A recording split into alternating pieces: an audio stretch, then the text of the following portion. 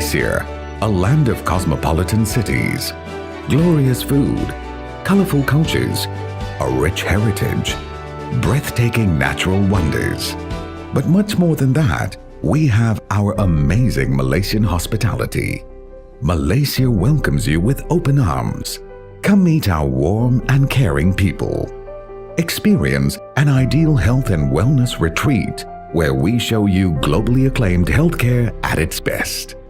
Be cared for by internationally trained specialists at modern healthcare establishments featuring state-of-the-art facilities. Rest easy, knowing that as a growing halal hub, halal facilities and medical alternatives are also widely available. All within an award-winning healthcare destination that is closely monitored by the country's Ministry of Health. And with English being widely spoken and translators easily available, communication is a breeze. So, you are assured of safe and quality treatments at our hospitals here. Malaysia Healthcare, bringing you quality, accessibility, and affordability. It's time you experience our warmth and friendliness for yourself. Quality care for your peace of mind.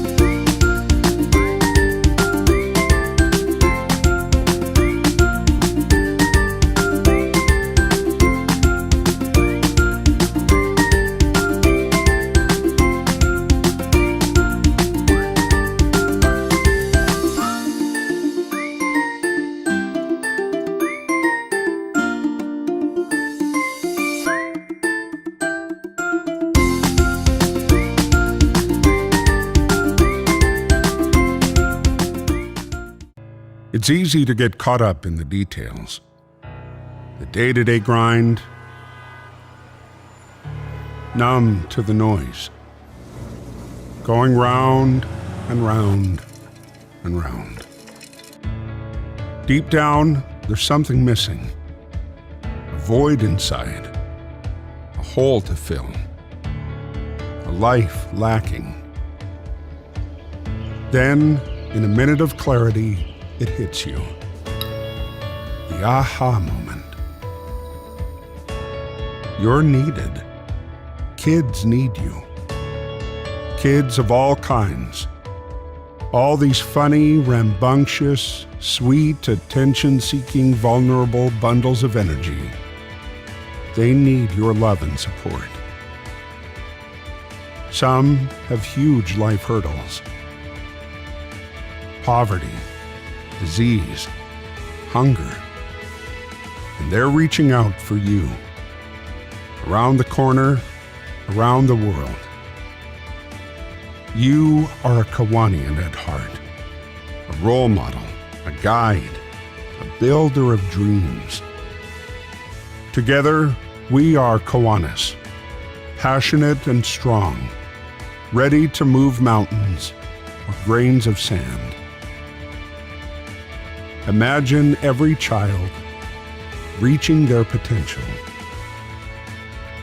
The power to help is in you.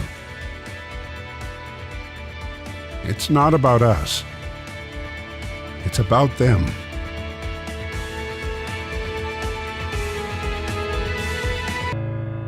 Do you hear the call? Kids need Kiwanis. Kiwanis needs you.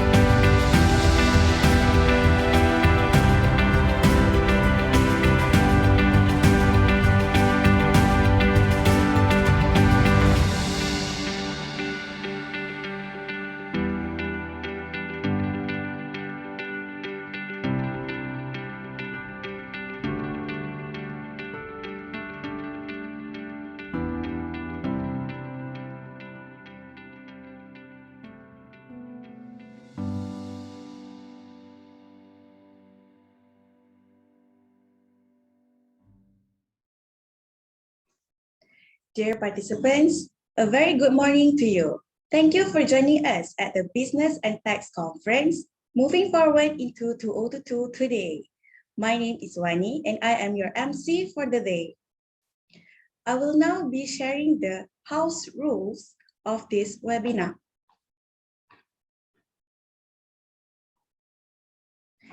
Webinar house rules. The access link to the webinar is unique to only one person and it should not be forwarded or shared with anyone else. Close all apps, browsers, and emails to minimize your internet bandwidth. Participants' microphones will be muted to minimize disruption to the audio quality. No part of the e-material may be reproduced in any form, stored in a retrieval system, transmitted by any means, electronically or mechanically, photocopied or recorded without the prior permission of the author or the company. Ladies and gentlemen, today our roundtable discussion will focus on going beyond Malaysia. The first session of the day is roundtable discussion going beyond Malaysia titled the ASEAN Corridor. The panelists are Mr. Stephen Jacob, Stephen Jacob is a California certified attorney who has spent a decade working in the Indochina region. He attended the Santa Clara University School of Law, where he received a JD and subsequently certified with the California Bar Association. After graduating, he worked with the Indochina Council as a legal consultant, where he acted in several cases ranging from international trade to corporate law and from M&A to intellectual property. Next, we have Muhammad Aidil Fitrisha. Mr. Fitrisha has been legal counsel to various cases and had gained experience in general corporate affairs, M&A, finance and banking, investment and labor. He graduated in 2006 from University of Indonesia, one of the prominent state universities in the country. Next, we have Ms. Prombun Sukarta. Ms. Prombun has extensive experiences in the area of tax and custom law. Ms. Prombun graduated LLB from the Faculty of Law, Thomaside University, and obtained LLM from the School of Law, Queen Mary University of London, in major of International Commercial Law. Currently, Ms. Prombun is also pursuing a Master of Business Administration at the Faculty of Commerce and Accounting, Chulalongkorn University. Next, we have Ms. Tanya Dominic. Ms. Tanya's current practice areas include general corporate practices, taxation, estate planning and settlement, civil, criminal, and labor litigation, and mergers and acquisitions. Ms. Tanya graduated with a degree in business management from De La Salle University, Manila in 2009. He obtained her Juris Doctor degree from the same university in June 2016. While in law school, she served as the Lazilian Commission on Bar Operations Executive Vice President for Special Projects and was the subject head for banking laws for 2 consecutive years.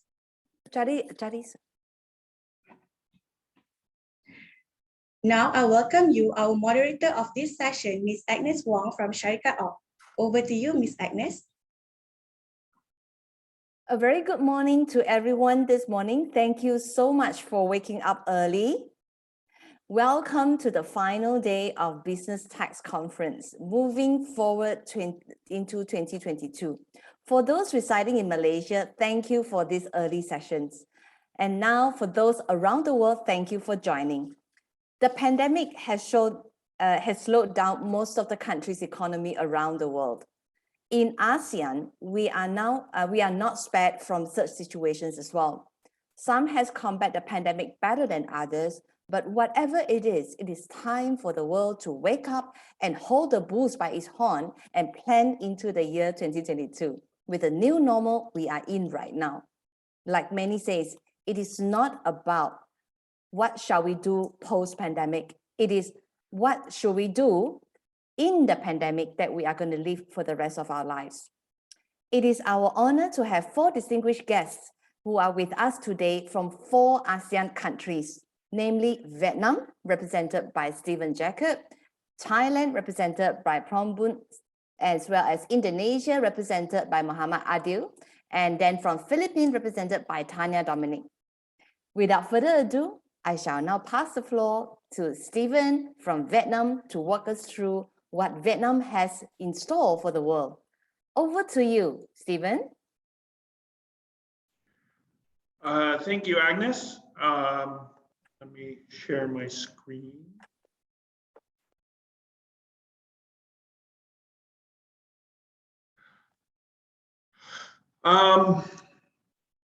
Thank you. It's an honor to be here today at the Business and Tax Conference and the ASEAN Corridor session. Like has been said, I'm Stephen Jacob, Foreign Associate with Indochina Council in Vietnam. I want to start out first talking a little bit about Vietnam's COVID situation, as that will give some background to the legal field. Our first cases were found on 22nd January 2020. We had some spread of COVID for the next couple of months, but thanks to a large amount of contact tracing and testing and the lockdown that started on April 1st, 2020, we were able to contain the COVID situation largely, and only a few cases showed up here and there over the next year. But with the beginning of summer this year in 2021, we saw a fourth wave with huge amounts of numbers, primarily in Ho Chi Minh City, some in the north. But we've now seen over 1 million cases and over 20,000 deaths. But in the last month, the government has decided that we're going to transition from a zero COVID situation to a living with COVID situation, like Agnes just mentioned, of how to live with COVID moving forward. In Vietnam, over the last 2 years, we've seen some ups and downs in the economy. The GDP in 2020 was over 270 billion USD, which ended up being a 2.91% growth in GDP for the year. While that may not seem like much, it put Vietnam as one of the best economies in the world for 2020. 2021, initially, before we saw this fourth wave, we had a 5.64% growth in GDP in the first half. But with the fourth wave in the third quarter of this year, we've seen a 6.17% contraction in GDP. However, coming into the next year in 2022, as we're looking forward at this conference, we have an estimated GDP of 6 to 6.5% growth. That will hopefully recover us from losses like we've seen in the construction and industrial sectors over this last quarter, and in FDI, which is down 11.1% in the first 7 months of this year, although still at a respectable 16.7 billion US dollars. We have seen 85,000 businesses close their doors since the 1st of January of this year, 25,000 of them in Ho Chi Minh City. That's compared to 81,000 open businesses. One of the first times since we joined the WTO that we've seen a net loss in businesses over a year. And we've seen studies have found that 77% of employees have been impacted by COVID. 10% have lost their jobs, 20% experienced temporary losses in salary or responsibilities. One of those. 35% experienced wage reduction. I'm also one of those.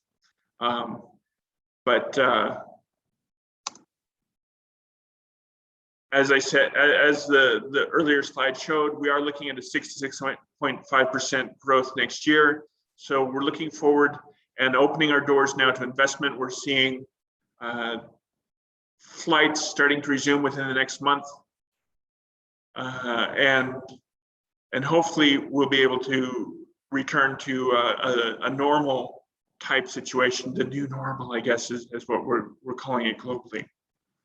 Now, as a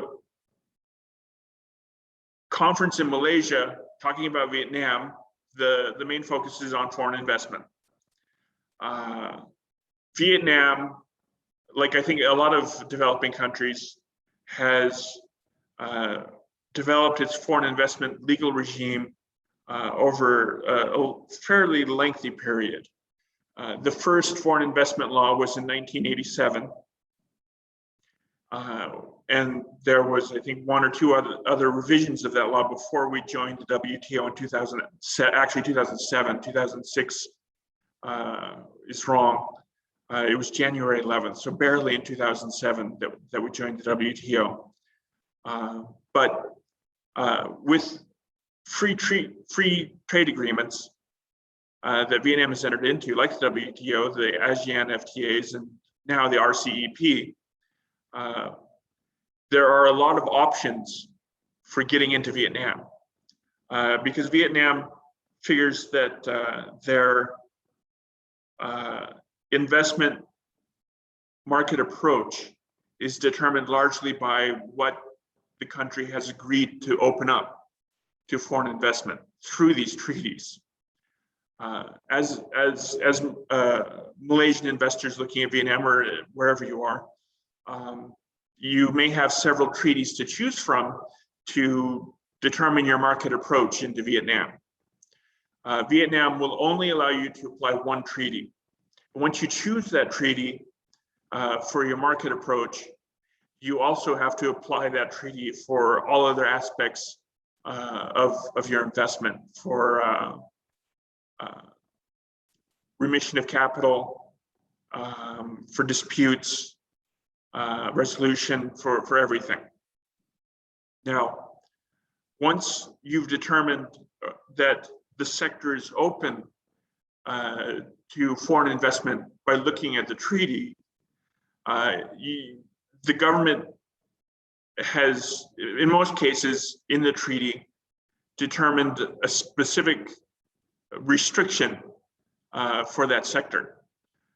Now those restrictions can be the ratio of ownership of foreign shareholders, the forms of investment, the scope of investment, and the capacity of the investors. Once you've determined that the sector you want to invest in is allowed market entry, and what those restrictions are that may be applied to that sector, you must apply to the Department of Planning or the local Department of Planning or Investment, or the investment zone, special economic zones.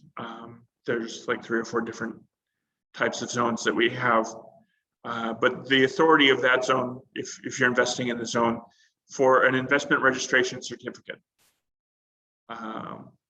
You must submit a dossier application to the DPI or IZ authority, which includes information about if you're an individual investor, then your personal information, or your corporate information and corporate approvals, information about your capital sources and capital, and the information about the investment project that you're going to pursue. Once you've submitted a properly filled out dossier, the approval can come within 2 weeks, sometimes longer, depending on the size of the project. If it's a large project, or if it's in a sector that may not have been regulated through treaty, like we're seeing a lot of in fintech and some of the technology areas that weren't considered in some of these treaties. Approval has to go to other ministries or the National Assembly or the Prime Minister for approval before the IRC can be granted. So it takes a lot longer than 2 weeks. But in determining what your investment project is going to be and what you're going to apply through this dossier for, there are primarily 3 forms of investment that you can consider. You can incorporate a new company. You can invest in capital in an existing company through purchase of shares or charter capital, or you can operate through a business cooperation contract with a Vietnamese entity. Now, for the capital investment situation, an investment registration certificate is required, and if the company you're investing in has operations in a restricted sector for investment, the foreign investment takes the total amount of foreign investment above 50% of the shareholding of the company, or the company owns land in border areas, islands, or other areas that are important to national security. Now, there are actually only 4 types of enterprises. State-owned enterprises are governed with separate regulations, but they're not a distinct form of enterprise. We have private enterprises, which consist of one individual. We have partnerships, which are high liability between 2 or more individuals. We have limited liability companies, both one member and multiple members. Limited liability companies are good in that they allow for ownership to be management and to minimize corporate governance requirements. However, the liability is larger, and they don't allow for large numbers of shareholders, like the joint stock companies, which allow for For private joint stock companies, you can have up to 100 shareholders. Beyond that, you have to be list or become a public joint stock company. There are also much greater corporate governance requirements for JSCs. So, but it does make exit as an investor easier because you can sell shares publicly or make a private placement of shares. JSCs are more attractive for other investors to move into. So it depends on what you want to do as to which type of enterprise you choose. Once you decide which enterprise form you want to pursue, you have to apply to the Department of Planning and Investment for an enterprise registration certificate. The application includes corporate and personal information again, the charter of the enterprise, the name of the enterprise, which has quite a large number of requirements as to what can and can't be used. A business address in Vietnam. We do allow for virtual offices so long as there is a mail service attached to the virtual office. So a lot of our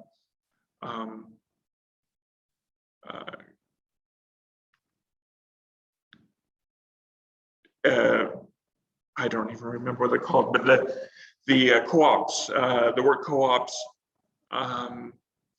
provide an address and mailing service for a minimal amount of money a year.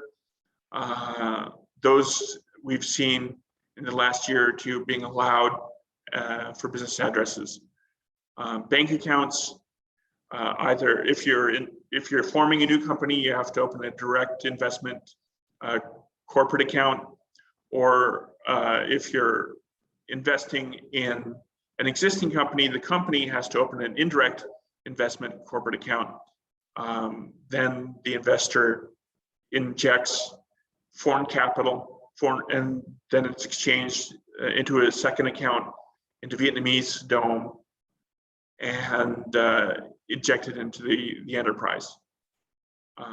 I believe we're going to talk some more about taking it the other direction later, so I won't get into that now. The legal representative has to be appointed by by each company. You can have more than one legal representative that's authorized to sign contracts for the company, but one legal representative has to be in Vietnam pretty much at all times. If one of the legal representatives if the legal representative is going to leave Vietnam for more than a month, they have to appoint an authorized representative to take over their responsibilities while they're gone. Now, once you've formed an enterprise, you have to man it. You have to come up with the human capital, and that's through the labor, and that looks at the labor laws. We won't go into too much depth here because this isn't what I do, but there are two types of labor contracts that we consider in Vietnam. Fixed term contracts, which are for up to a year in length, renewable, I believe, 3 times, and open-ended, open-term labor contracts, which do not have an end date. Each type of contract has specific obligations and responsibilities and rights. The contents of the labor contract must include the information of the company and the employee, the term of the contract, the responsibilities of the employee, the pay and remuneration of the employee, holiday leave, and things of that nature. And in addition to labor contracts, employers with more than 10 employees have to form an internal workplace guideline that they publish to their employees. These cover disciplinary actions and complaint procedures and things of that nature. Vietnam does have unions. There are grassroots level unions, which are those formed by one company's employees. And then there are high level unions, which are industrial unions that do have to actually approve the internal workplace guidelines and as well as the labor authorities before they can be published. Another law that's important to understand is the tax law, and this is there's a vast number of laws in this area, but In general, there are only a few types of laws that are really necessary. The corporate income tax, which is generally 20%. There are some incentives for investment and reductions during initial investment periods for technology companies, small, medium enterprises, and enterprises in difficult economic regions. 20% is also the tax that's applied to capital gains, as there's no separate capital gains tax. Personal income tax is variable. It ranges depending on how much you make. VAT is generally 10%. There are some items that are 5%, some that are 15%, but generally it's 10%.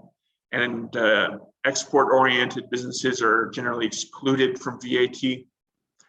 A foreign contractor tax is applied to local companies who bring in a foreign contractor or a foreign expert.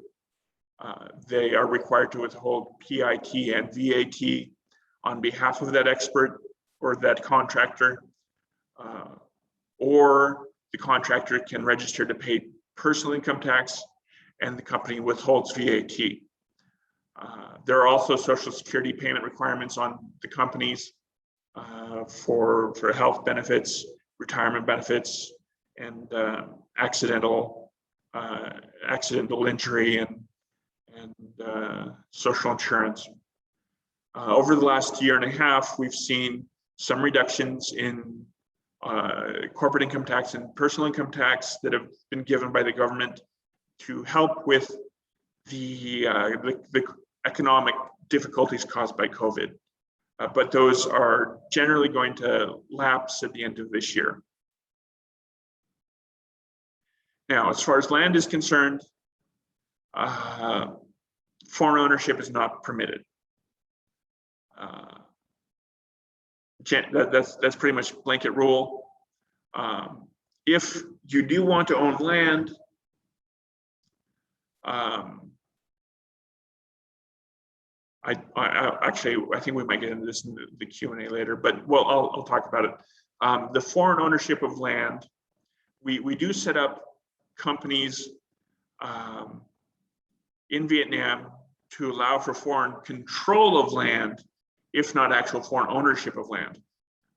We do not prohibit a nominee structure, but we do find that if there is a rule that if a transaction is deemed to be hiding another transaction that may be legal or illegal, then the first transaction is considered void.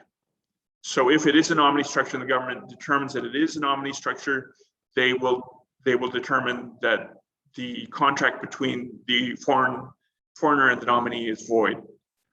So we set up foreign control of land via preference share structures, as the control of a company is determined by the capital contributed, not the number of shares owned. Foreigners can lease land for up to 50 years from either the government or from private owners. And foreigners can own improvements to the land, so houses, warehouses, factories. They just can't own the land. And they can, the law calls it purchase condos and villas, but it's really a 50-year lease with one lump sum payment at the beginning. However, at the end of those 50 years, you can sell the condo or villa to a Vietnamese citizen and recoup your investment. If things don't go well for your company, you may have to look at bankruptcy. There are several parties that can initiate bankruptcy proceedings in Vietnam. The owners of the company, the lenders to the company, the employees. Once proceedings have been initiated, there will be a meeting of the creditors, And that meeting will determine whether, with the help of the court, whether to wind up the enterprise or whether to conduct basically a rescue operation to operate, to decrease, voluntarily reduce their debt owed to them, and allow the company to operate under oversight for a year in the hopes of it returning to profitability. That's the ideal situation. If they do decide that winding up is the only option, then they will sell off the assets and pay first the government, then employees, then secured and unsecured creditors, and finally shareholders. There are some areas that we see as attractive to, actually no, as attractive to foreign investment, manufacturing. We've seen a huge growth in that sector in the last couple of years with the US-China trade war. A lot of companies have relocated from China to Vietnam and other countries as well. But that has allowed for not only a great improvement in infrastructure, but also a demand for more infrastructure. There is accordingly a very vast demand for energy creation. We are seeing a lot of investment in power, wind farms. Vietnam is looking to invest in Laos to create one of the largest wind farms in Southeast Asia, to bring more energy into Vietnam. We're talking about offshore wind farms, solar energy, LNG, all kinds of power. Services also, there's a lot of distressed businesses right now in Vietnam because of COVID.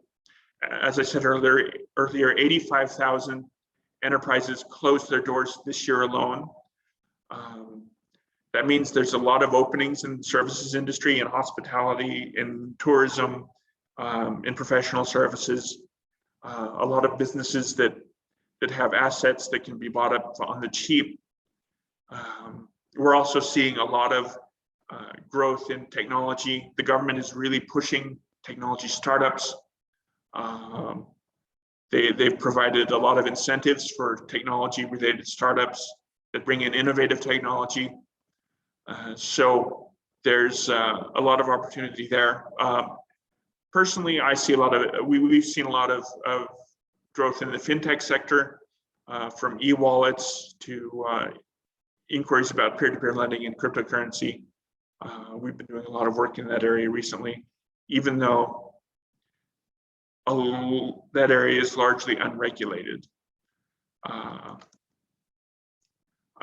believe I'm about out of time, so I'm not going to go into this or this.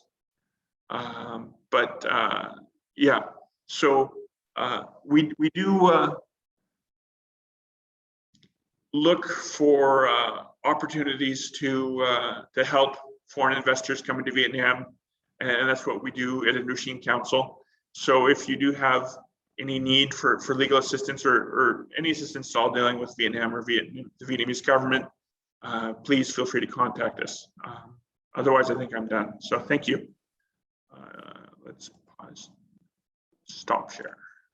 Thank you. Thank you so much, Stephen, for your lively presentation. Stephen, just out of curiosity, BCC, the one that you are actually sharing, the business corporation contract, does that mean that it's not a legal entity setup required? That's correct. Really? Yes. So what is the country's going to handle? I mean, like, it's going to take care of the tax collections, if that's the case? It's the local company. Well, the local company will pay the taxes. I actually am not sure. I don't deal with BCC. business cooperation contracts are largely in infrastructure deals that I we see. I don't work with infrastructure, so I'm not exactly sure. I see. But Okay, no there worries. is no entity created. I see. It is a mere contract. Yes. I see. And then it can operate, and it probably will have a different approach to do their taxes. Yes. But then there's no legal entity required. Now, That's ladies and correct. gentlemen, this is a very interesting information, because most of the time when foreigners actually go overseas, you do need to actually have so-called like a setup. In Malaysia, for those kind of contract, we would still need to have at least maybe like a branch being set up or something like that. You know, an account would still need to be prepared in order for that incorporated, you know, to report its rightful tax before the money could actually be remitted out. But that is interesting, you know, that they actually allow a corporation contract, you know. Yeah. Yeah. That said, Yeah. that form of investment is one of the areas in which restrictions can be made for foreign investment. So not all sectors may allow for business cooperation contracts. Definitely. It probably will be very designated, certain area, special approved, etc. etc. Yeah. And one more thing, just out of curiosity, because Vietnam was actually one of the top country as far as growth is concerned during the pandemic. Everyone was actually quite surprised about it. But at the same time, during the pandemic as well, or rather we are still in the pandemic, right? So, I mean, the country internally actually suffered job losses, 10%, and pay cut, etc., etc. So what actually attracts foreign direct investments, for example? What actually attract growth? I mean, like what created the growth actually? Do you it was largely manufacturing. Okay. The large number of companies coming in from China, right? With the U.S.-China trade war, they were starting. They started coming in a year or so before that, but they really started moving as the crisis with COVID started. So import-export was still going on, even though we closed the borders to tourists. We still allowed for movement of goods. I see. Okay. So that really shows that the country has actually done pretty well when it comes to managing the COVID situation, basically within the country to some extent. And one of your last slides talks about, you know, like some of the industry or sector that the country will pretty much allow or welcome foreign direct investment. One of it I saw was actually services. Yes. Yeah. Just out of curiosity, you know, like some of the services, like for example, lawyer like yourself, accountant like myself, we need to be licensed. Yes. You know, we need to actually have a practicing cert and license a professional thingy like that. How easy is it to, you know, like operate or set up an offices or even architect and QS, right? Yeah. So it depends on the regulations of each type of service. Right. And depends on what restrictions are in the services schedule to whatever the free trade agreement is. But I know for like lawyers and accountants and other professionals that are required to have certifications, they do have to have certified proof of that certification in their home country. That they then can, well, that process is a nightmare because Vietnam has not signed on to the international notarization treaties, which means that you have to get it notarized in your home country. Then your State Department has to certify it, and then it has to go to the Vietnamese embassy in your country to be certified before it can come to Vietnam and be turned in. Right. So processes. Yes, it's really annoying. I see. But then again, I mean, for those who listening, you know, like whenever that we actually have hurdles like that, it actually makes us think that, okay, it's actually very important. I believe it applies to all countries, that whenever you enter into another country, even though the country may actually have laws and regulation allowing you to actually 100% own that businesses or that practices, whatever that corporate structure is, but in running the business itself, a lot of the time, you will still pretty much need to have pretty much like a local content. You know, a local partner will pretty much help, I suppose, in many extents, right? So, you know, yeah, so something for everyone to actually think about. Yeah. Last question from me, just on Vietnam. Before we move on to that, is a participant who's actually posed questions, right? You talked about the labor union. Yes. So Vietnamese actually still practice having labor union in a company, right? So, but a lot of countries no longer actually have this labor union environment. So, just wondering, is it difficult for any bosses or any employer to manage the union? I mean, like, how powerful is the union, or there is a rules governing them?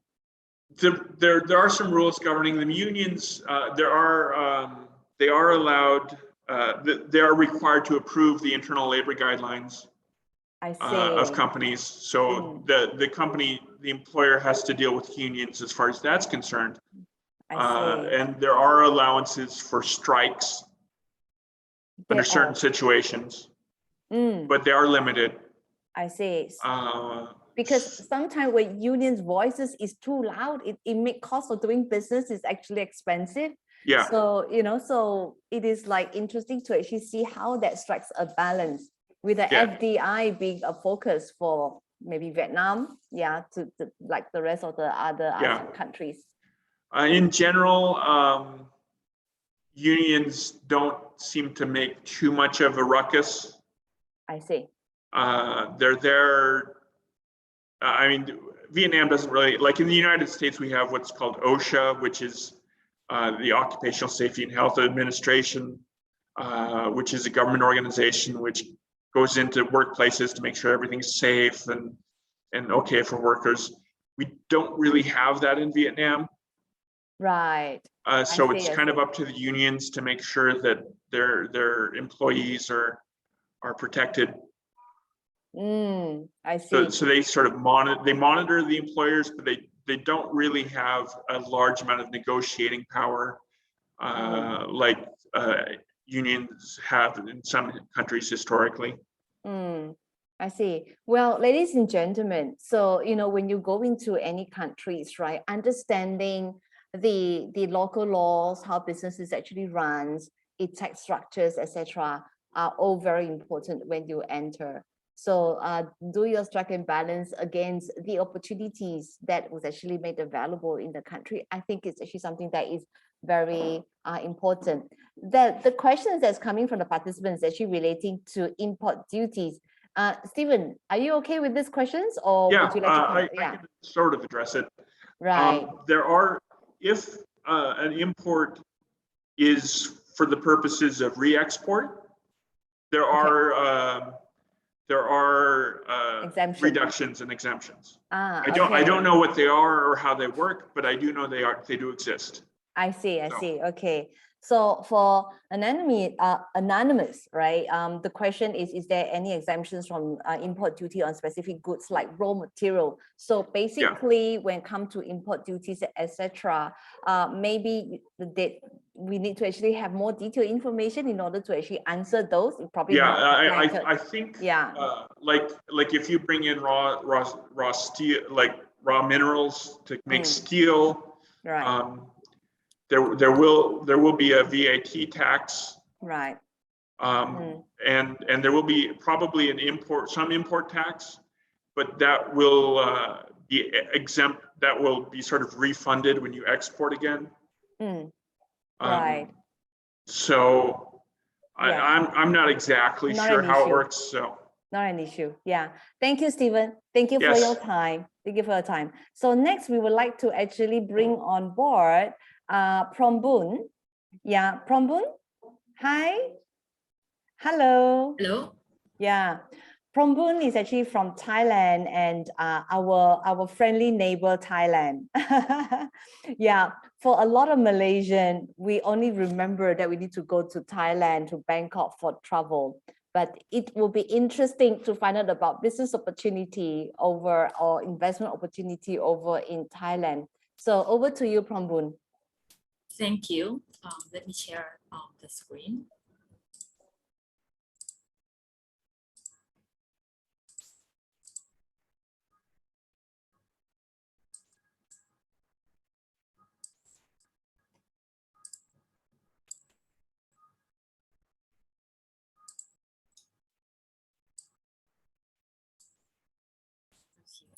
Right. So thank you, Agnes. Thank you for hosting the event as well. I personally think that this is very good opportunity for us to share and actually exchange our expertise in our own practice area. And especially when this the contributions to this event will be going for the charity. It's my honor to join the panel today. So to start with, I would like to assume that most participants today have had a glimpse on the investment in Thailand. So today I will be talking about some highlights that I think the investors should be aware of before coming to Thailand in order to enjoy the ultimate benefits and also to avoid any legal obstacles as well. So to start with, I would like to provide some basic information about Thailand. So Thailand is actually ranked in at the 21st for ease of doing business. I think this is the ranking in year 2019. We have the doing business score of 80.1, which is quite high. So it means the investors can come and set up the business here in Thailand easily. In 2020, we have the FDI net inflow of 16,000 million USD. So it's a little bit drop from the previous year, but I think we'll be recovering this year from certain developments that we've been doing. So now Thailand current population is 66.7 million, which may be seen as moderate amount of population, but I personally think that the consumption rate in Thailand is very high. So especially on e-commerce. So I think Thailand is a great opportunity for the investors looking into investing in online or digital business. So for other information, we use Thai baht currency. Official language is Thai, although English is widely used for business purposes. So in the recent years, we've been going through quite a big developments here in Thailand. So since 2017, the government's policy is to shift the focus from previously we focused on like industries, heavy manufacturers, to the new S curve, the so-called new S curve, which focus more on digital economy and also the advanced technologies as well. So now we focus on these 5 sectors in specific. Right. So we have like biofuels, biochemical, medical hub, automation and robotics, aviation and logistics. To attract foreign investors in Thailand, we have many business promotions and incentives for investors as well. So to to comply with the government policy to promote the new S-curve businesses. Now the Board of Investment is looking into the 5 target groups of the business that will be eligible to obtain business incentives. So the basic incentives include exemption of corporate income tax up to 10 years, depend on the level of technology and the innovativeness of the project as well. The business that receive business promotion will also be entitled to exemption of tax on dividends as well. So that benefits at the shareholders level as well. And also there will be entitled to exemption of import duties for the machine, for the raw materials as well. So the raw materials will be exempted for those imported for use for the production and for the research and development purposes as well. Other than that, we also offer non-tax incentives, which allow the business operator to own the land for the purpose of the business set up. And also there will be exempted from the requirement to obtain the work permit for the highly skilled experts and workers as well.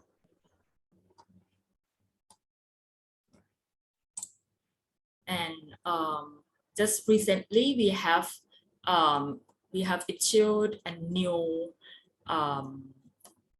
new schemes to induce investors into Thailand on the area of Eastern Economic Corridor in Thailand, which is on the eastern part of Thailand, which situated on 3 provinces in our eastern part. So businesses of this target group, the 10 target groups, will be entitled to enjoy additional incentives. So it will be given in addition to the basic incentives that I talked about in the previous slide. So that will include the extended tax holidays. So for the general incentive, you get the tax holidays up to 10 years.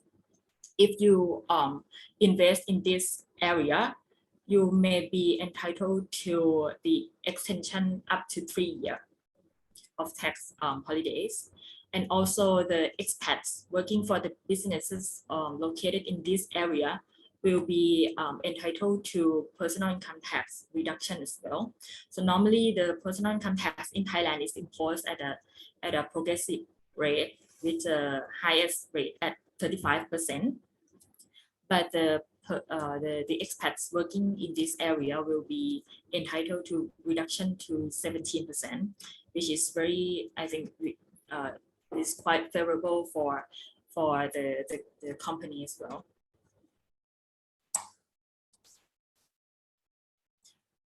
And there are also incentives offered in other parts of the country as well. For example, we have special economic zones, and we have some border provinces scheme as well.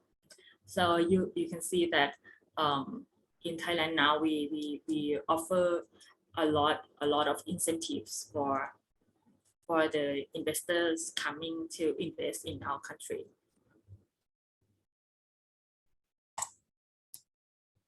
So let's move forward to the incorporation. So in Thailand here, we have several types of business enterprises, but the most popular one is the limited liability company, which is the type of entity that provides the highest protection for the investors. So the shareholders will be the shareholders' liability will be limited to the contribution of the capital.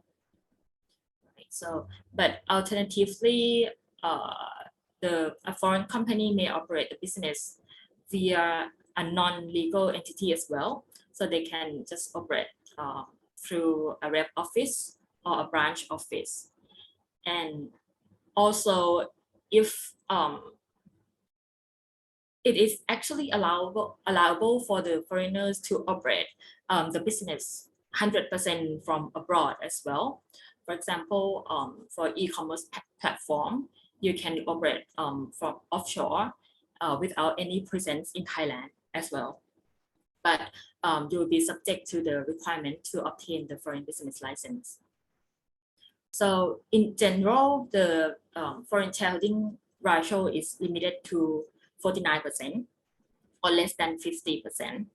But a foreigner can hold up to 100% shares in a company if they get the business promotion from the Board of Investment, or they can apply for a foreign business license, or if the foreigners are qualified for the privilege under relevant treaties, they can apply for the foreign business certificate that will allow them to hold up to 100% shares in the company as well. So now the countries that provide the privilege for the foreigner to hold the shares up to 100% include the USA and ASEAN countries as well. However, there are some businesses that are specifically restricted for foreigners, such as the telecommunications, the transportation, or the tourism. These are businesses that Thailand reserved for the Thai national only. When you come to Thailand and set up a company, you will be required to inject minimum capital of 3 million Thai baht, or approximately $90,000, or the minimum of 75% of the average 3-year expenditure. So you have to provide like the business plan and submit to the Ministry of Commerce, and they will review and impose the minimum capital requirement on the company. For expats, in general, you will require a work permit for each expat. Although if you are under business promotion, these requirements can be exempted for the highly skilled worker. In other cases, the cost of having an expat can be considered high, as you will be required to have a paid up capital of 2 million Thai baht per one expat. And also you have to have 4 local employees as well per one expat.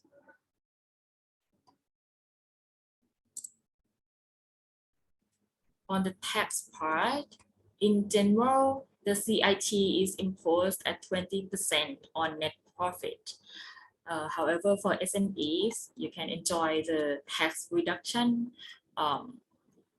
or exemption for lower income company. And the highest tax rate will be actually 20. Sorry, this is a typo. So for the revenue over 3 million will be subject to 20% CIT. On the personal income tax part, the tax will be imposed on progressive rates as well, from 0 to 35%. In Thailand, we have capital gains tax. And for the VAT, if the company generates income from 1.8 million Thai baht per year, then the business will be required to register VAT and will be subject to 7% VAT, which must be added on top of the sales and services fees, and also will be chargeable at imports of product into Thailand as well. We also have some transactional based tax as well that includes special business tax and stamp duty. So for special business tax, this will be imposed on mostly on financial transactions and securities transaction, but also include the property sale, the sale of property transactions as well. For the stamp duty, this is imposed on legal instrument basically, including the share certificate, the loan agreement, but the service agreement will be subject to stamp duty as well. The rate is quite high, and I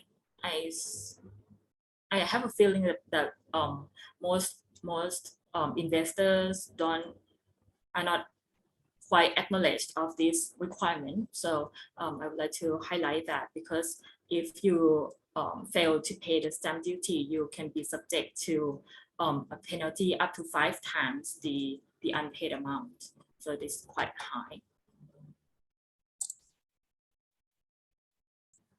Lastly, I would like to just provide you a brief information on our recent updates on the regulatory part. So during the previous years and the year and the coming year, we have some new legislation here, including the new transfer pricing policy, which came into force in 2019, that requires a company of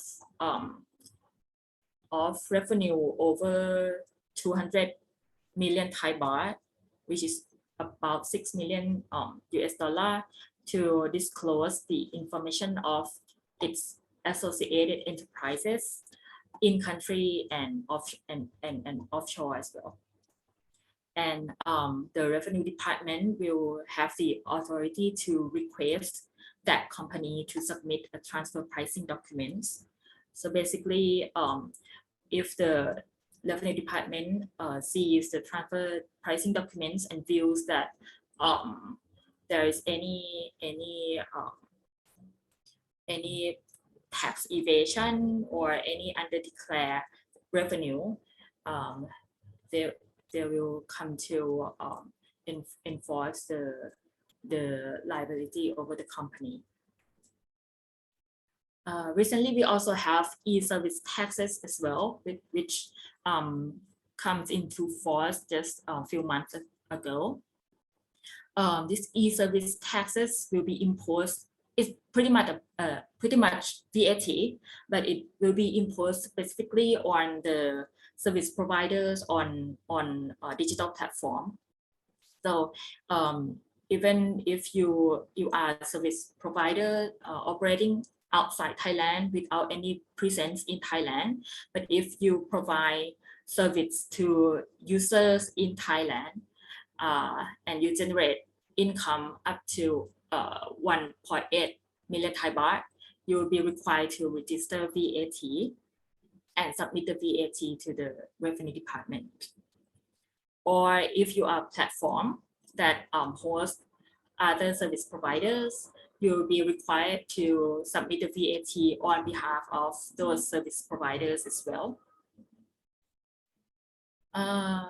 On technology part, since we are moving towards the digital economy, we have some legislative that been issued to support that, including the treatment on the digital assets. So in Thailand, digital assets are subject to tax.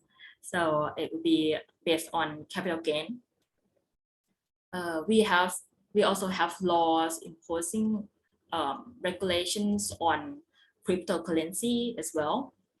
We now have the exchange in Thailand. We have three cryptocurrency exchanges in Thailand now. And the private enterprise can also issue digital tokens for the purpose of investment and for the purpose of provision of service as well.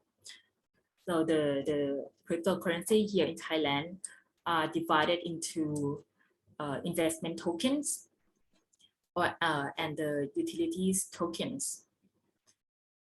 Payment by cryptocurrency is actually permitted, but limited to the to some currency that is registered with the SEC. So now I think there are 5 currencies permissible for payment in Thailand, including Bitcoin, including the Bitcoin is allowed to be used as a payment here in Thailand. Also, the new law that will be coming into force next year is the Personal Data Protection Act, which once become effective will require any person who controls the personal data or who processes the personal data to comply with certain requirements, including to obtain consent from the data owner as well. That would be all updates that I think worth discussion in this session. Okay, thank you, Prambun. This is the end of the presentation, is it? Right. Right, thank you so much. Thank you so much.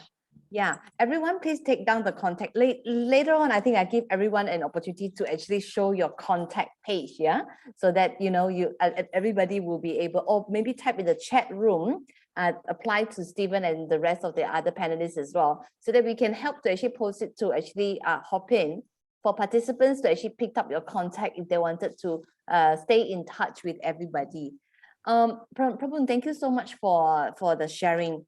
To be honest, like I said, like at the beginning, we always know Thailand as a tourism locations and etc. So I mean, it's and in fact heavy industry. Yeah, I think Malaysia even lost to Thailand on one of the lobbying for the electrical vehicles manufacturing company, and ended up choosing Thailand instead of Malaysia. So so even in my mind, it's still very much on this particular part. So it's interesting to know that Thailand is actually moving to this thing called the new S curve, whereby you're wanted to actually move into digital economy, the medical hub, etc., etc. So is this change a challenge, or it's actually not really, because the talent is already in Thailand so far from your observations? I think we are actually an opportunity for the investor, because as I mentioned earlier, I think Thailand is a hub of consumer. So yes, spending power is high. Yes, and while the market is quite young, so I think it'd be beneficial for the investors to come and penetrate the market at an early stage.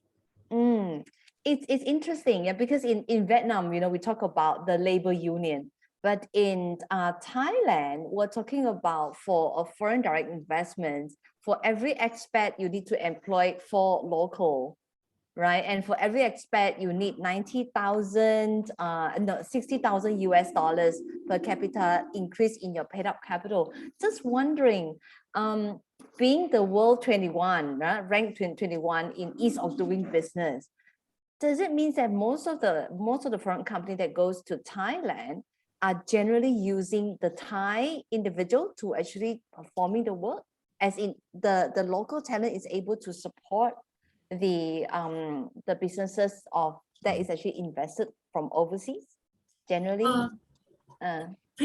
Previously, before the new S curve, I believe that Thailand is we have human resources on the high skilled workers. We have human resources available to fulfill the requirement for the heavy industries. But now that we are moving towards the digital economy and all the advanced technology, I think in Thailand our human resources still don't cover that requirements. So that's why the government allows or loosen down the requirements for the high skilled workers. So now, I see. if you invest in the specific area, you can have like 100% foreign expats I to see. support the business. Right. Now that information is actually very important to all the ladies and gentlemen who is actually listening today. For information right now, our numbers has actually turned out to be quite good. Yeah, we have 97 people who listen in at the moment. Yeah, without us realizing, because we are sitting in the Zoom room and then broadcast over to Hopin. Yeah.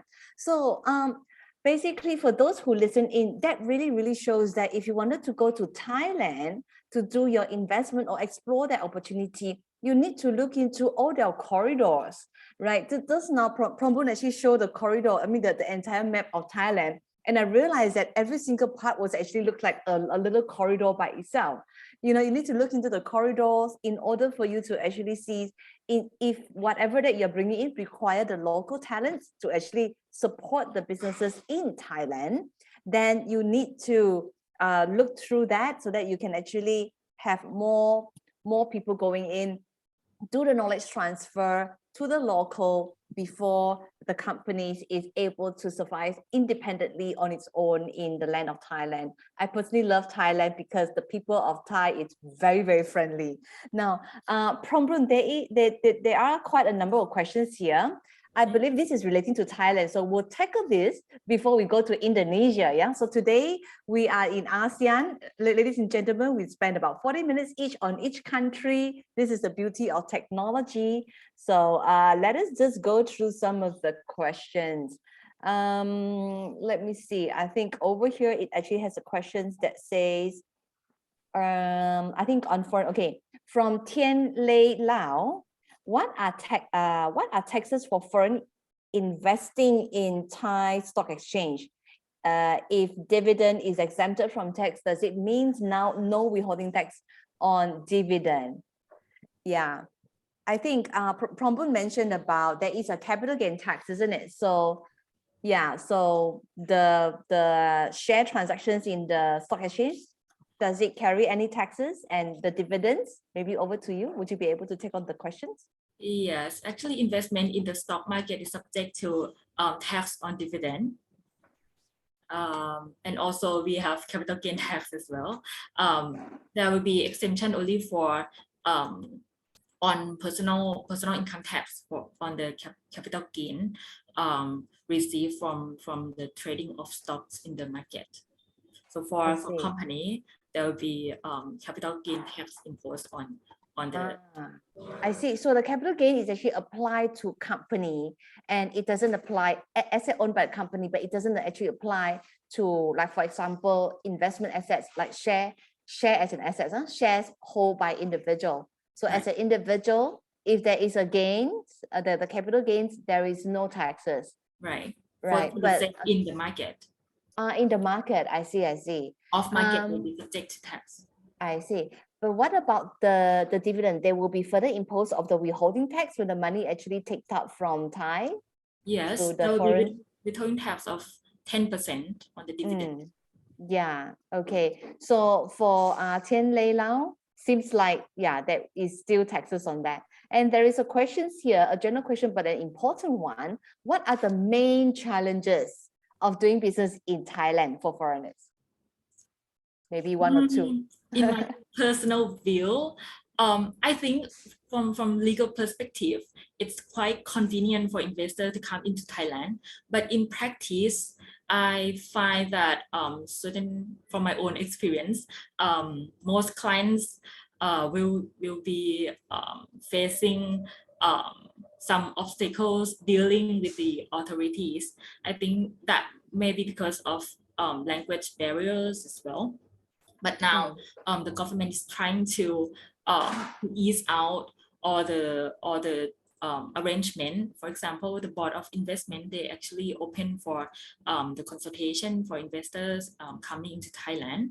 But maybe it's easier to have a lawyer because not for sale here, but it's easier to know the way to communicate with all relevant parties. That would be easier, much easier for you. So I think the biggest challenge would be in practical, you know, to deal with the authorities and maybe for your business partners. I think the language barrier is quite a challenge here. I see. Although we normally use English, but I still find that some, you know, that there are some obstacles in the communications. I see. Well said on the fact that, you know, when you go to the country, you do need to actually know the local lawyers. It's honestly not selling, because when anybody talks to me, I tell them the same thing. I tell them that you need to have a company secretary and a tax consultant, because I'm your first stop, like it or not. You know? Okay, there is this questions from the audience as well. What if a foreigner wants to commence a professional firm? So it's a similar question that I actually asked to Stephen just now, you know, on licensing, etc., and whether the setting up of the LLC will actually work in Thailand for services from overseas. Legal professionals are restricted for foreigners, so you cannot provide legal services here. Also, you can provide like business consultation services. So if you would like to set up a law firm here, you may need a local partner, to operate the company, and you can be titled as a consultant. Most firms do that.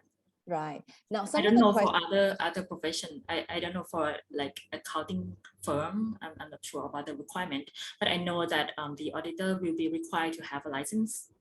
And now, I understand that the tests are in Thai. There you go. Language for Thailand is language. In Malaysia, just for the benefit for those who's actually not in Malaysia and signed in today, basically we do use dual language. One is our Bahasa Malaysia, our national language. Another one is English, is actually widely spoken, and our legal documents are still pretty much in English. So I think Thailand, you know, in that part, you know, you need to rely heavily on lawyers in all these interpretations of documents and etc. Yeah, okay. Now there is a questions about what industry that Thai promotes, etc. But I think instead of answering these questions, maybe Prombo, would you be able to tell them where can they search for this information? Meaning, what are the promoter sector for FDI? I know you have shared some. But is there any link that maybe you can type on the chat room later on? And then after that, what the crew will do is we will post the link to the Hopin chat room so that all our participants will be able to click onto those links and find out more information pertaining to that. Maybe last question before I move on to our next panelist, from Mr. Wong. Is it easy to get local talent to work? On the FDI, can elaborate further. So how easy, how accessible, generally what are the means of getting the local talent? Say for example, in the S-curve currently, right? So we'll talk about digital economy part, or people who wanted to on the how do you call e-commerce side or whatever, you know, how easy the access is. I'm not quite sure about this question actually, but I know that there are several HR recruitment firms. I also have contact if you'd like to have one, that is specialized in recruiting high talent employees as well. Right. So, ladies and gentlemen, I guess to any country, you do need to look at the number of professionals you need to actually know of, gets more and more as it goes. So the tax consultant, the accountants, the lawyer, and maybe the headhunters as well in the countries, so that you will be able to see what's best for you to start your searching of your talent. Okay, now thank you very much, Prombun, for your sharing. And I would like to actually move to our next panelist, Muhammad Aidil. Yes, hi. Now from Thailand, we are going to another neighboring country of ours, a good neighbor, Indonesia. Over to you. Thank you, Agnes. I'm sharing my screen at the moment. Sorry, I'm not really good at this technology things. One moment. No worries. Yeah. Okay. Yeah, we can see the screen. Okay. So first of all, thank you, Agnes, for the opportunities, and it's a wonderful opportunity for me to as well to explain about my country and maybe a brief guidelines on how to invest in Indonesia. So I would like to first introduce about Indonesia first, but I'm sure it's quite a general information that can be obtained easily from the website. So basically, Indonesia is a diverse archipelago nations of we have more than 300 ethnic groups, and at the moment we are quite optimistic to be to continue to be the largest economy in Southeast Asia. In late 2019, if I'm not mistaken, Indonesia ranks as the fourth most populous country in the world and the world's seventh largest economy in terms of purchasing power parity. And from 2012 until the outbreak of COVID-19, actually, Indonesia was the second fastest growing economy in G20. As you can see from the screen that I shared, sorry, our capital city at the moment is still in Jakarta, which is in the Java Island. But in 2019, our government has announced that a plan to relocate our capital to Kalimantan, or I think some people know it as a Borneo Island. And before the COVID outbreak, it was planned to be starting in 2022, but at the moment, I think the plan is still on hold, and the focus at the moment is to recover the economic ability after the COVID outbreak. Some reasons that investors choose Indonesia as their one of their business target business objectives is Indonesia has a quite young workforce with abundant natural resources, and as mentioned earlier, we also have a growing local market, which I think same reasons apply to most of Southeast Asian countries at the moment. Based on the report from the Indonesian Investment Board, in fourth quarter of 2020, sorry, the investment realizations actually increased by 3.1% compared to the same period in 2019. So foreign direct investment itself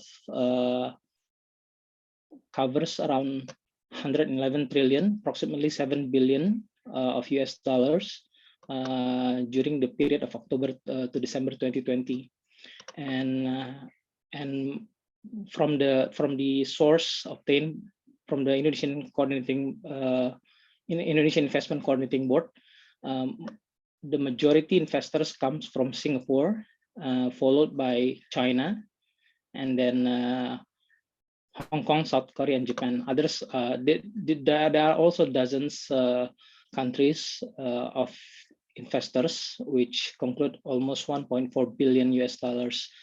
This is from the period of October to December 2020. Obviously, since the reigning of Joko Widodo presidentship, the objective is always to attract how to attract more investors coming into Indonesia. So there are several infrastructure has been, should I say, improved since 2018, where the government introduced a system called online single submission system. So under this, the objective of this system is actually to make a new licensing system, and to classify, eliminate, and consolidate and adjust investment licenses, and obviously to create a simplified administrative steps to obtain new license. Before this OSS system is introduced, the step or phases to obtain an investment license in Indonesia can take up to 2 to 3 months. But since this system is introduced, and based on my own experience, as of the complete submissions of documents to the system, the investment license can be obtained within 1 month maximum for simple business activities. It can be 7 to 14 days to obtain the investment license. So it actually improved from my own experience, and some of my clients that I assist to help incorporating their foreign direct investment company in Indonesia actually able to set up a new investment company by themselves. There are some hurdles, but they are able to do that by themselves, which actually quite a testament to the improvement of the system. But unfortunately, not quite a good news to a law firm like mine. But again, like I said, this is quite an improvement that the government trying to achieve. And the system, the OSS system, actually launched in 2018, but at that time there are still bugs and errors.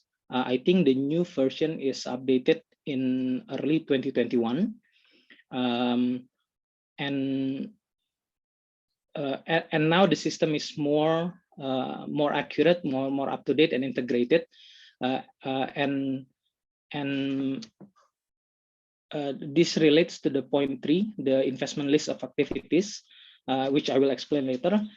So basically, all information with respect to the business activities that are allowed to be held by foreign shareholders, either 100% or certain percentage of shares, is all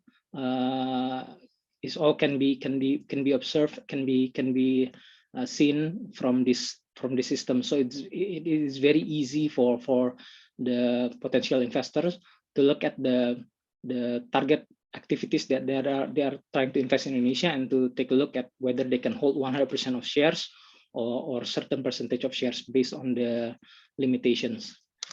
On the second point is Indonesian government also introduced the omnibus law, which basically which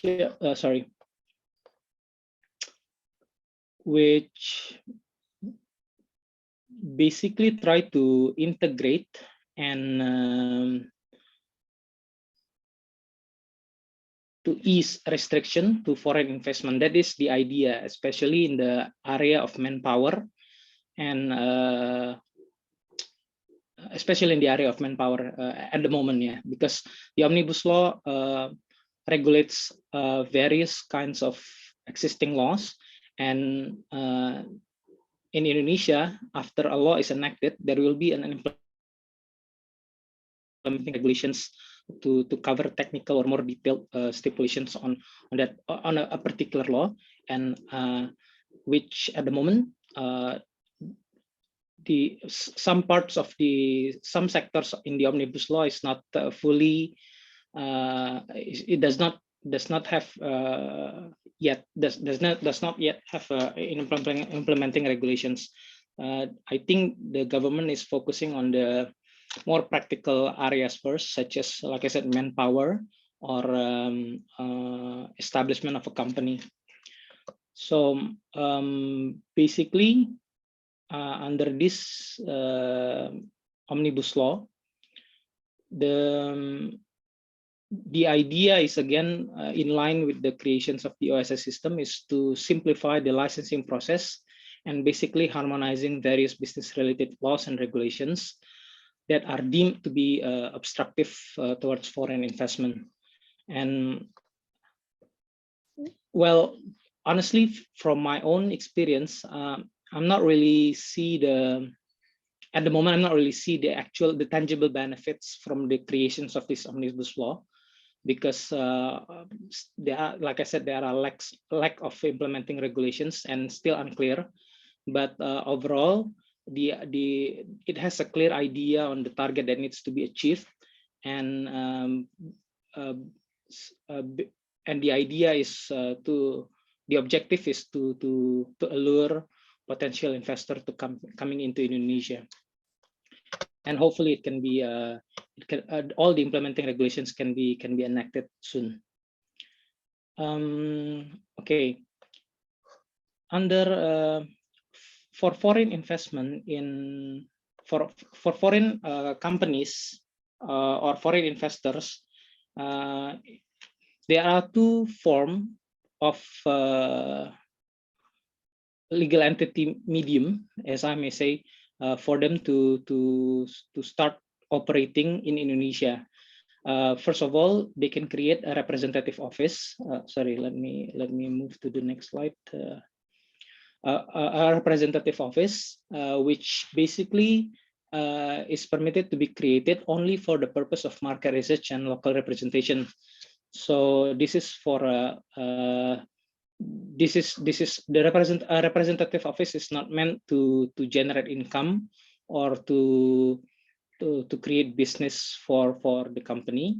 It only has a particular purpose, and it is not, like I said, not permitted to conduct direct commercial activities or render profits in any other way. So this is a representative office is primarily used for promotional, liaison, and market research purposes. On the other hand,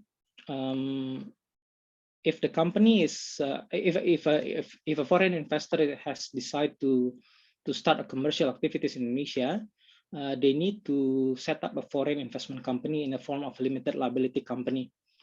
So and the ownership is subject to the business classification that they choose. So as I mentioned in my earlier slides, Indonesia introduced an investment list of activities. So basically, this list regulates which sectors of business, business sectors that are allowed to be held 100% by foreigners, and which areas is not permitted for foreigners, and which area is permitted to be held by foreigners but under certain percentage of ownership.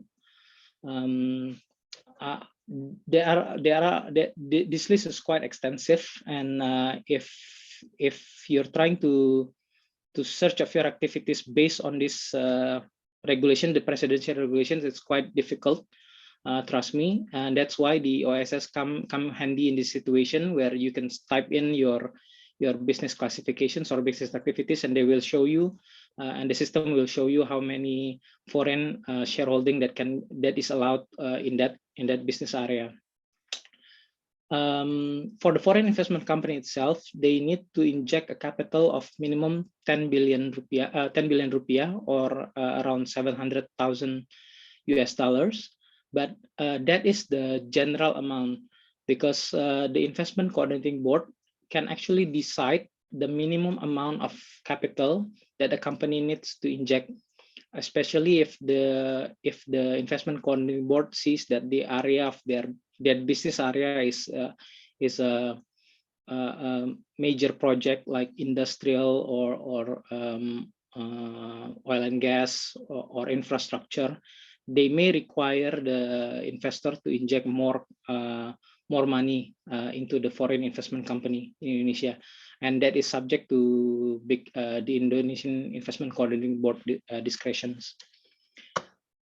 In terms of the benefits, basically, as a foreign investment company, they can operate as an independent limited liability company within the business classifications that they chose. While the representative office, like I said earlier, although the benefit is there's no capital requirement, because it's basically just a representative of their principals, and the establishment process is more simple than setting up a foreign investment company. And for the foreign investment company, basically this company can issue work permits or apply work permits for all of their shareholders, directors, commissioners, or employees. There are it doesn't have any, and there are unlimited amount of business visa sponsorships and work permits that can be issued for foreign expert. But for representative office, due to the purpose of only for market research and local representations, the work permit can only be allowed for one person only, which is the chief representative office. If the chief is a foreigner, yeah. The representative office can issue can apply for a business visa sponsorship, and for any foreign employee that are hired by the representative office, they need to employ 3 Indonesians, 3 locals to work at their company. Other than that, the compliance is basically they have a mandatory report to the Investment Coordinating Board. The BKPM stands for Investment Coordinating Board, but the periodical time is different. So for a representative office, they do have a monthly withholding tax report, but the annual activity report, the activity report is only reported annually, while the foreign investment company, they have a requirement to report the investment activity quarterly and semi-annual. This is the minimum investment that I mentioned earlier. In general, the total investment is 10 billion rupiah, or approximately $700,000 per business classification. So I must mention that a foreign investment company can choose to do more than one business activity, and the business activity is represented by a business classification code numbers, and they basically enter those numbers in their applications in the OSS systems. If they choose to do more than one activities, which is more than one business classifications, they need to inject the capital based on how many business classifications that they choose. So if they choose 2 business classifications, they need to inject more than 20 billion rupiah, or around $1.4 million. With respect to the banking transactions, the payment of capital equipment, raw materials of a newly established foreign investment company actually must be transacted to a special foreign investment bank account in Indonesia. So this is the way of the government to ensure that the money is coming into Indonesia. So every foreign investment company is required to open a bank account, and they need to inject the capital required by the Investment Coordinating Board into that account, and to submit the evidence of capital injection into the system in order for them to get the investment license.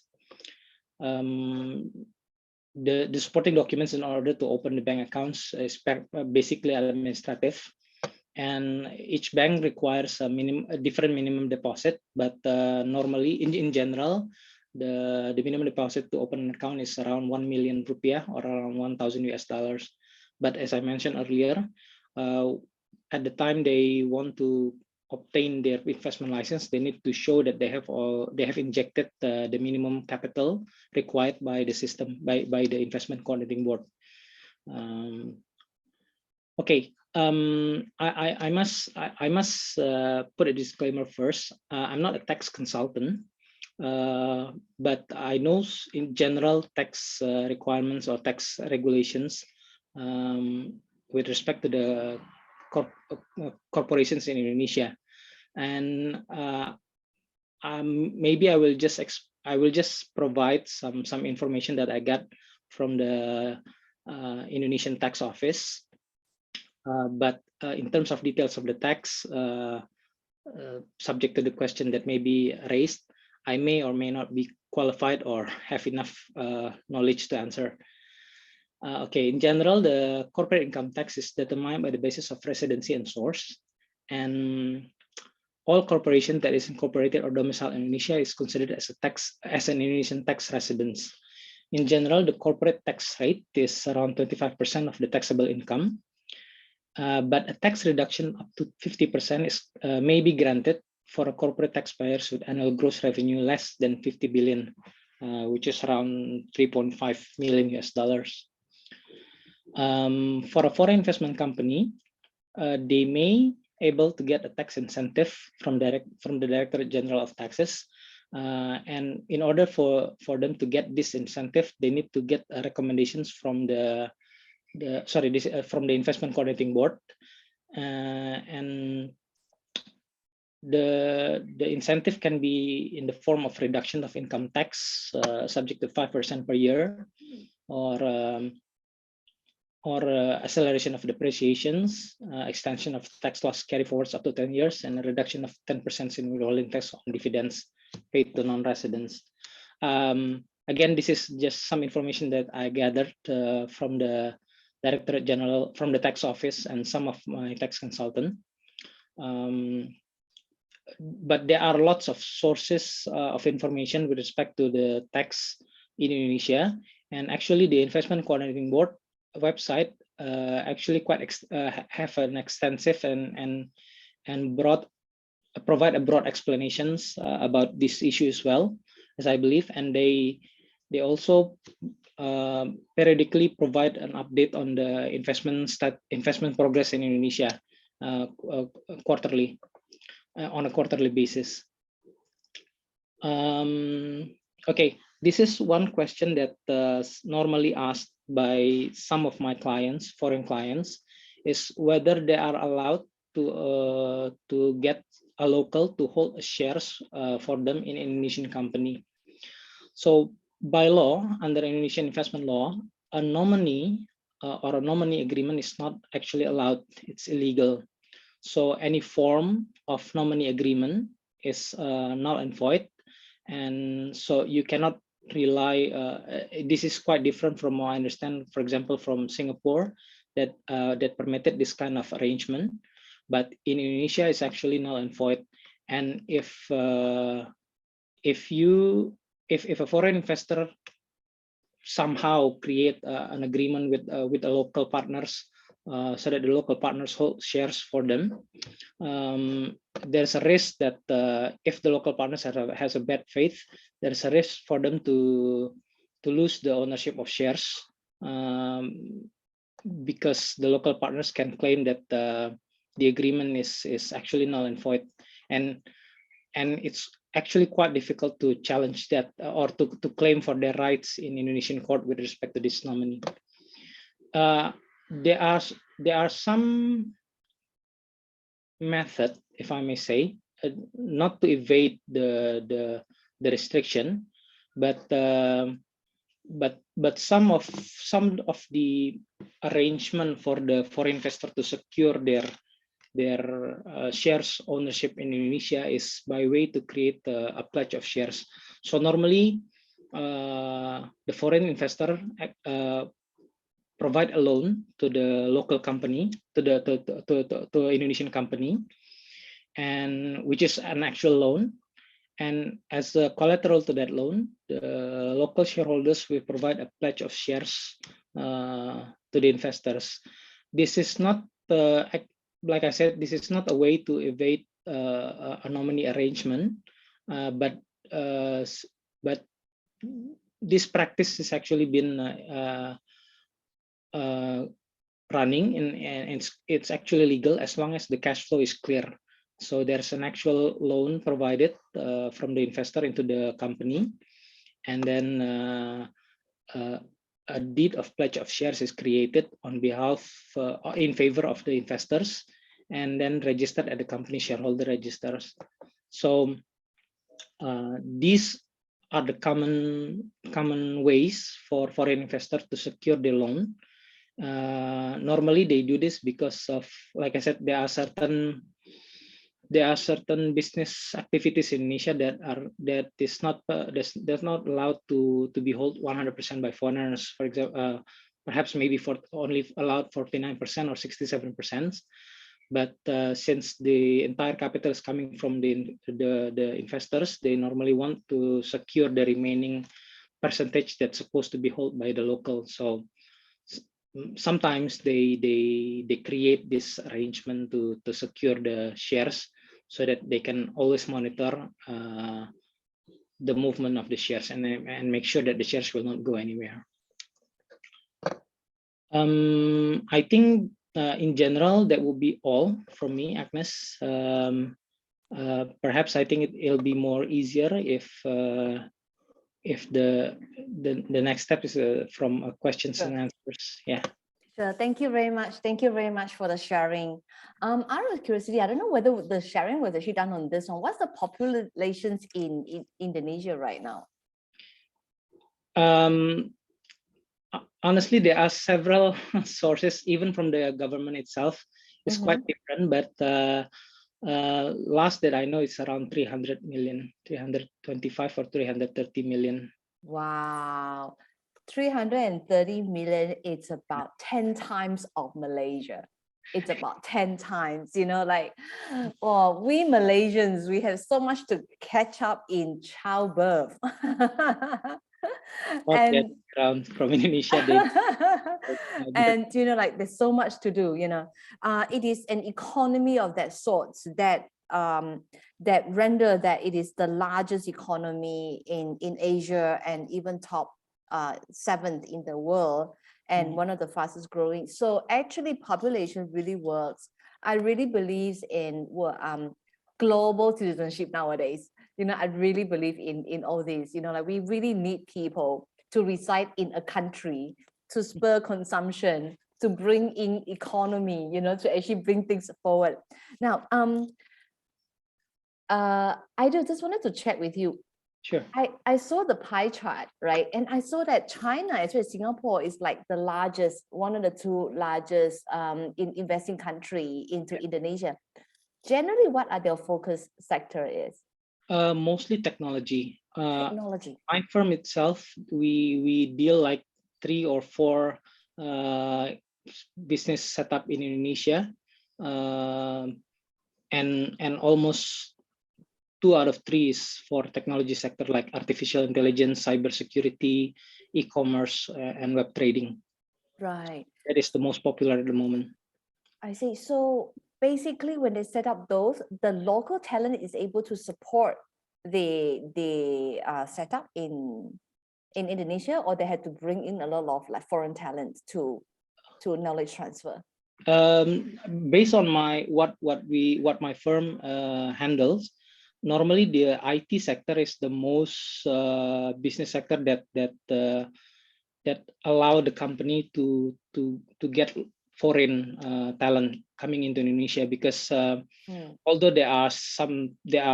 I'm sure there are some talented individuals in Indonesia, but a particular set of skills, for example, in like creating a website or an applications or a cybersecurity system, mostly derive from foreign talents, because and it's easier for them to explain to the manpower office why they could not find this set of skills in Indonesia.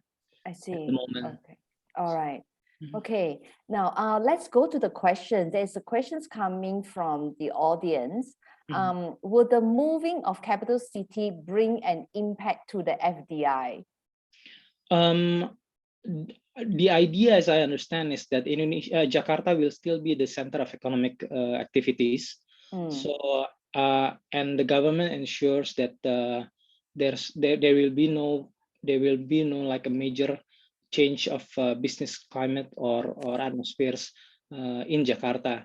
But perhaps the one that is impacted the most is the price of the property, I think. I see. So the capital city move will actually move the government legislation function, or what generally it's the focus? At the moment, only for executive first. I'm not really sure if the legislator will also be removed or relocated to the new area. But the intention is for the executive first. All the presidential office and the ministry office will be relocated to the new area. I see. Because in some country, like for example, Australia, right? You will see they separated the legislation capital office, right? To a different places, whereby the economical hub is still Sydney, Melbourne, and some other locations. So like we're just wondering, this particular shift, what does it actually do to the capital city situations? In terms of economic area, I think there will be not there will not be too much of a change, because although Jakarta is like the main focus of economic locations, but there are major cities in Indonesia that actually rival that status, like Semarang, Surabaya, and Makassar. And some of the investors prefer to have their investment going to that area directly instead of Jakarta. Jakarta issue at the moment, I think, is more of minimum wage. There are uncertainty on the wage, the minimum wage, and actually Jakarta has the highest regional minimum wage all across the country. So I think that's why the investor or the business owner prefer to relocate their industry, their factory out of Jakarta area, mostly because of that issue and the flood, obviously. I see. Okay. And you shared about the representative office. When I saw your table, the foreign company as well as the representative office, and then I can see there is actually quite a vast difference between the one that you need to set up, whereby it actually required quite a paid up capital, isn't it? Was it what was the paid up capital sum for the foreign company? Minimum 10 billion rupiah, or about around 100,000 US dollars. Yeah. About 500,000. 700,000 US dollars. So for small medium enterprises, for SMEs to actually do their foreign direct investment into the country, that probably will be too heavy of a capital injections for them if they wanted, without a local partner, and they wanted to set up a foreign entity in Indonesia.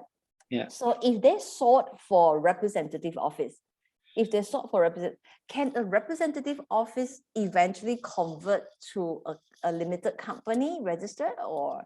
Normally, that is the idea. So the representative office is firstly established for the investor to know if their product is accepted in Indonesia market, and if they convinced that they have a potential market in Indonesia, then they will upgrade the status of representative office into the foreign investment company. I talked to some officials in the Indonesian Coordinating Board, although it may not represent the official view of the Investment Coordinating Board. According to them, the reason why they increased the minimum capital is because in the past, where the minimum capital injection is allowed to be around 3 billion, which is around, I think, 174,000 US dollars. Most of the potential investor seems to be like it's not very serious. Yeah. So they just try to come in Indonesia. Okay, set up. Maybe I put 100. I commit to put 174,000 US dollars, but the realizations of the investment is not there, and it happens especially from Korea and China at the moment. Yeah, around 2015, 2017. So that's why the government wants to make sure that anyone that has intention to invest in Indonesia is serious in investing money in Indonesia. So if they're not sure to put at least 10 billion into Indonesian bank account, so they may want to consider investing in Indonesia. That's a risky policy, I think, but that's the way it is at the moment. I see. So if they set up a rep office, can they actually get a work visa? Yes, work visa, but it's only, I think it's limited. Yeah, sorry, it's a business visa. The work visa or the work permit is only allowed for one person only, which is the head of the representative office, if the head is a foreigner. I see. Okay, interesting. Now we have a questions coming from the audience. Let me just copy and paste it over here, so that you can actually take a read. Okay, so is it easy for investors to remit foreign investment into Indonesia, and also whether it is easy to remit the profit out of Indonesia?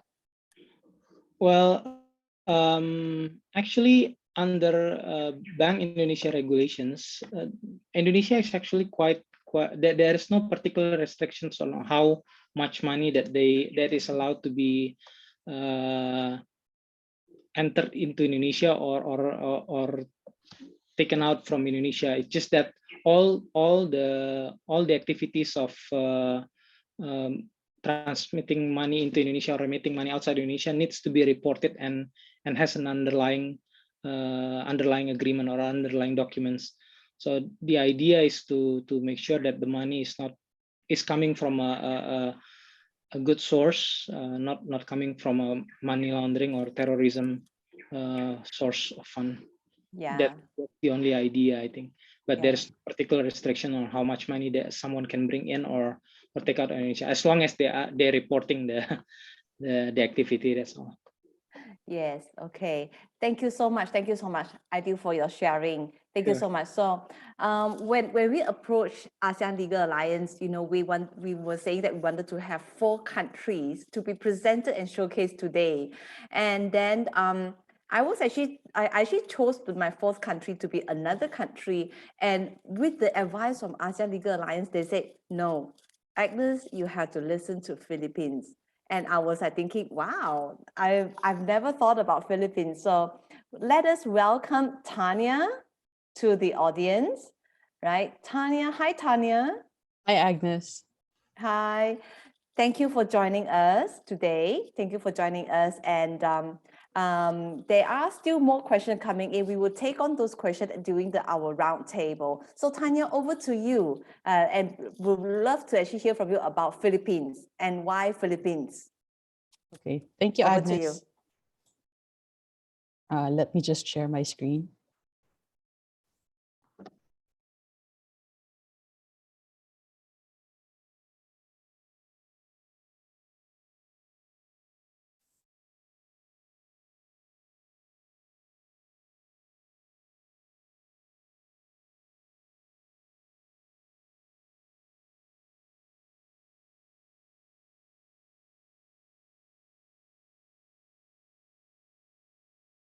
So for the Philippines, I'll be presenting the various reasons why investing in the Philippines is a viable option.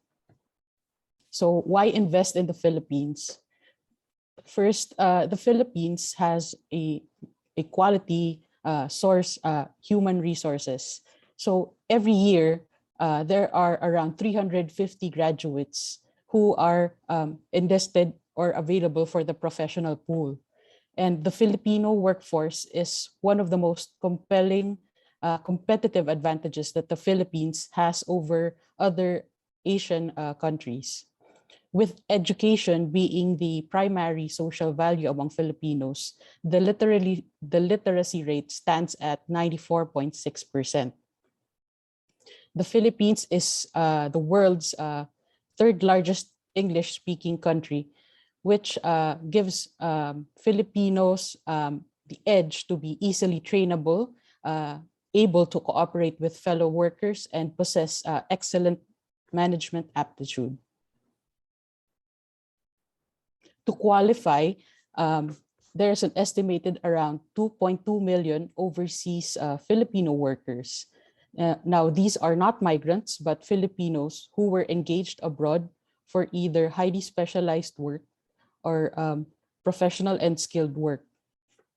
They are usually spread throughout different industries, including, among others, healthcare, information technology, manufacturing, logistics, construction, and finance. In Singapore alone, it is estimated that around 200,000 Filipinos live and work there. 60% or 120,000 are professionals and skilled workers. And if there are these many professional and skilled Filipino workers abroad, you can just imagine how much more there are in the Philippines. Another reason would be the strategic business location of the country. So the Philippines is located right at the heart of East Asia and is within 4 hours flying time of the major capitals in the region. So straddling across the Eastern and Western business world, the Philippines can actually serve as a critical entry point to over 500 billion people through the ASEAN Free Trade Area market as a manufacturing platform to access powerhouse economies such as China, Japan, and Korea. Another reason would be the liberalized and business-friendly economy. So an open economy usually allows 100% foreign ownership in almost all sectors.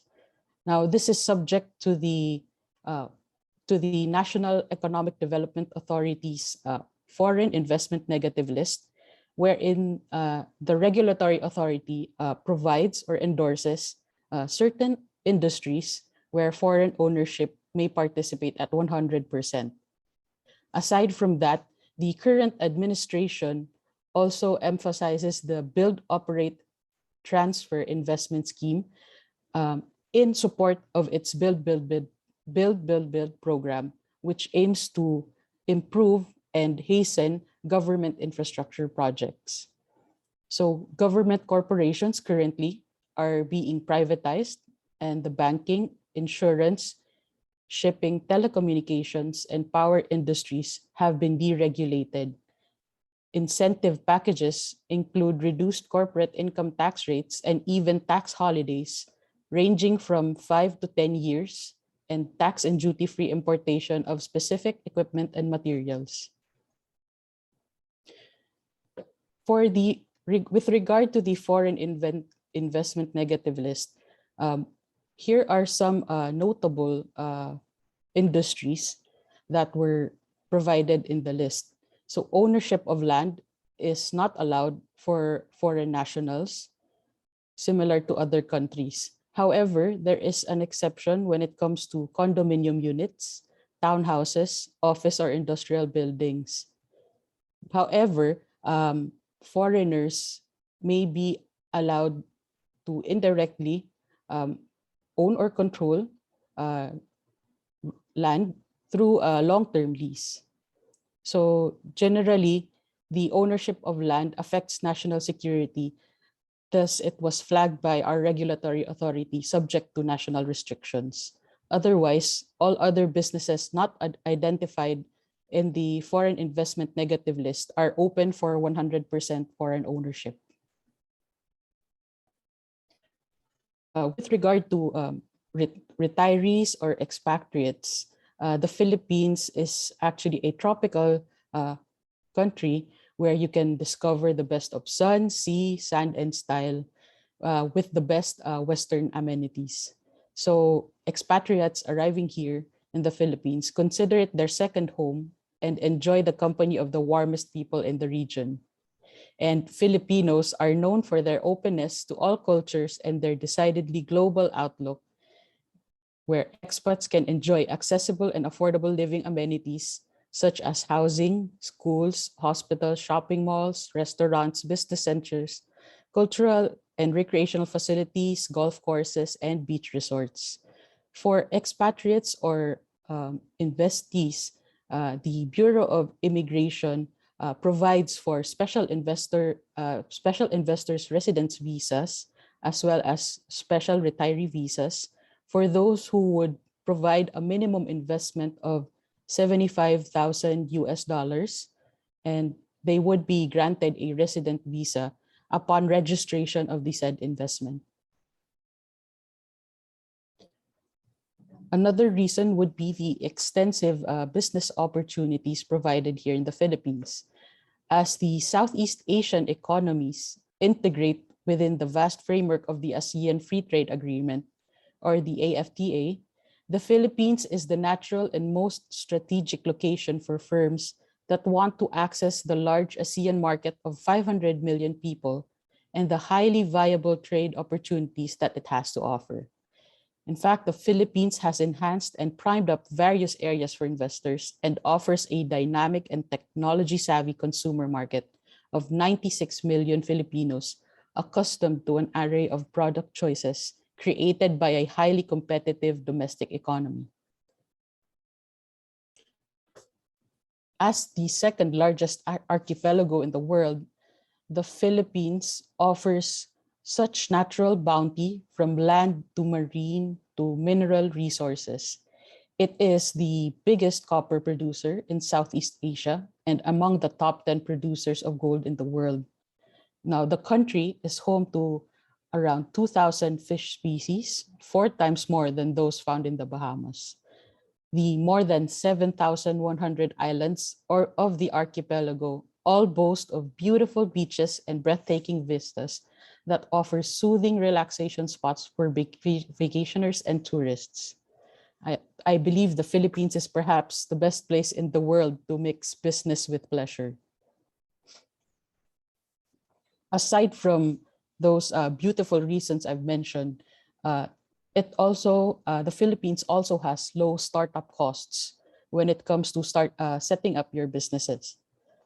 So the Philippines offers comparatively low startup costs where compensation standards are typically less than a fifth of those in the US and Europe market. Local communication, electricity, and housing costs are also 50% lower compared to US rates. And in fact, foreign firms that have outsourced their back office services to the Philippines have reported between a 30 to 40% in business cost savings, including 15 to 30% from call center services and application systems, and 35 to 50% from software development.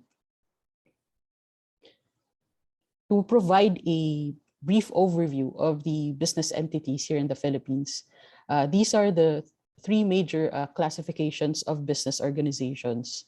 So we have the sole proprietor, the partnership, which may be a general partnership or a professional partnership.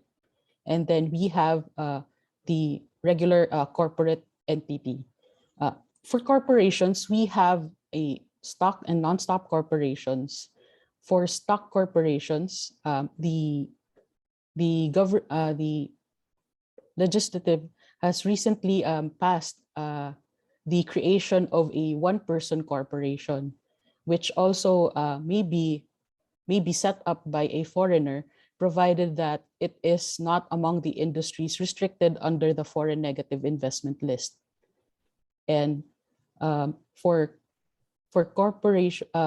entities, for individuals who wish to set up their business or invest in a business with retail trade transactions, our Retail Trade Liberalization Act allows foreign participation of retail services, provided that the minimum capital paid up is around $250,000. For an overview of the taxation, for income tax, sole proprietor and partnership are taxed and treated as individuals. So there is a graduated schedule from 15 to 30%, 35%, depending on the total income reported. While for corporations, recently a new tax law was passed, amending the previous tax law on corporate income tax, decreasing it from 35% to 25% for domestic corporations. However, for corporations that have specialized or industries that are endorsed by the government as priority industries, they are given tax holidays from 5 to 10 years, depending on the government's recommendation on whether it is a priority project or a priority investment. Now, for all transactions, there is imposed a value-added tax of 12%, depending on the amount involved and the nature of the transaction. Lastly, investing in the Philippines is a good idea because there is a infrastructure for global growth. So well-developed communication, transportation, business, and economic infrastructure link the three major island groups and facilitate business growth and competitiveness. Highly accessible by air, water, and cyberspace, liberalization of inter-island shipping and domestic aviation has further sparked improvements in facilities and services. Container terminals are suited to handle cargo traffic with highest level of efficiency. And communication provides redundant international connectivity 24/7 with fiber optic cables as the primary backbone network and satellite as backup. Also, economic reforms emphasize regional growth, converting remote areas into business centers.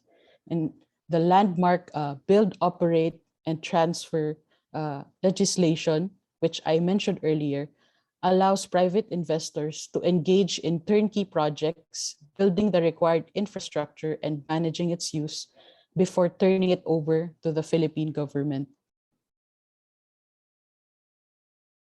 Now, you might wonder how easy is it to repatriate your funds to the foreign parent company?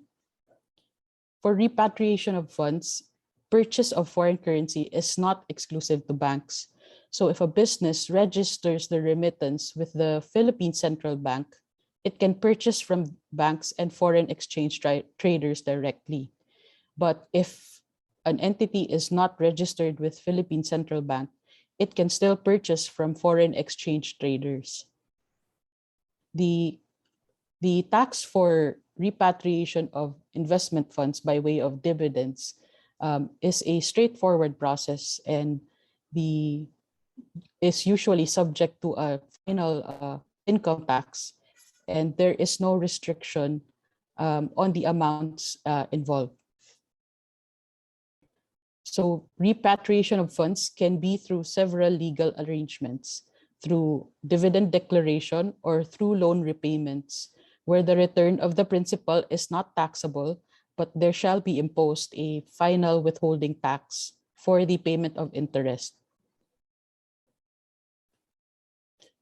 So just to provide a brief overview of the foreign direct investments that the Philippines has been taking on for this year alone, I will quickly run through these articles that were published recently.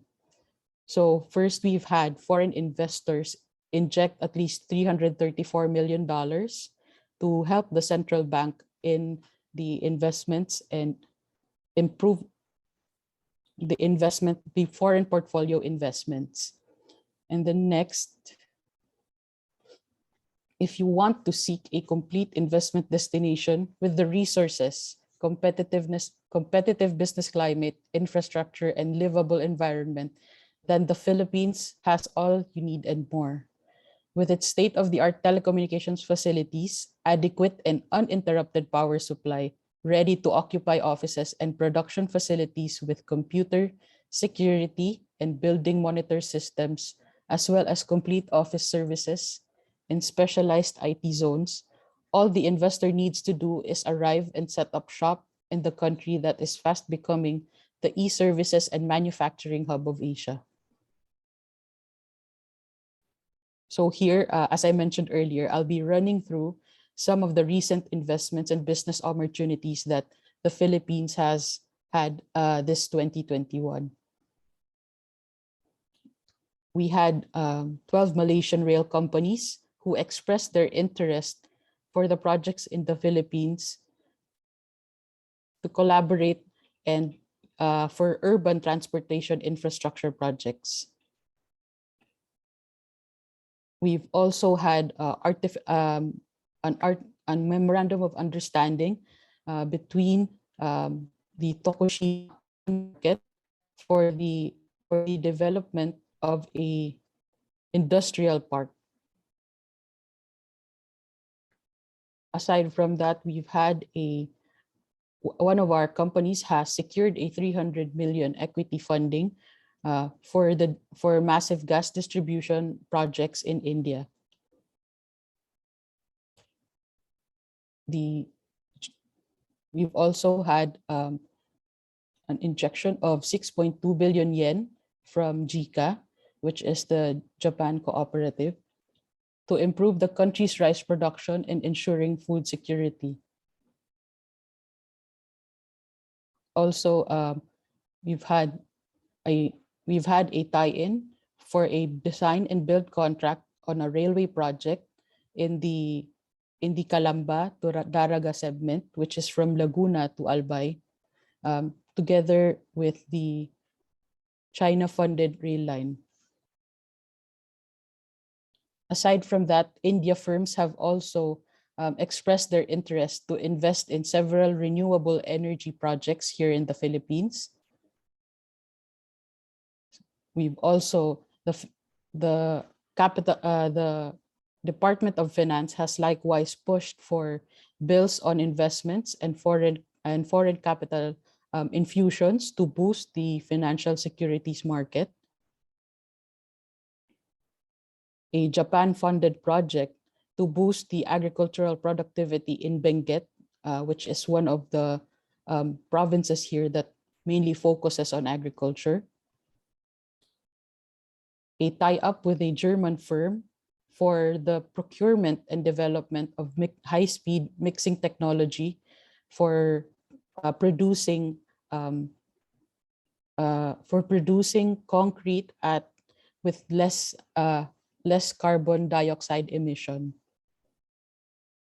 We've also had a semicon industry firm, which also provided its support for the enhancement and digitalization of the semiconductor industry. Aside from that, we've also had a Russian bank entering the Philippine market, desiring to obtain a digital banking license to expand its operations here in the Philippines.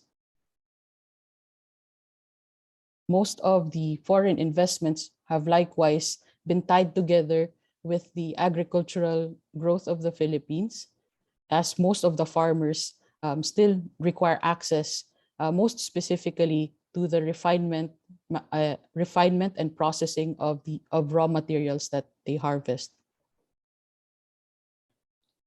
And we have a specific economic zones that we have partnered up with US firms for the development and production manufacture of aerospace, semiconductors, pharmaceuticals, and other IT sector needs.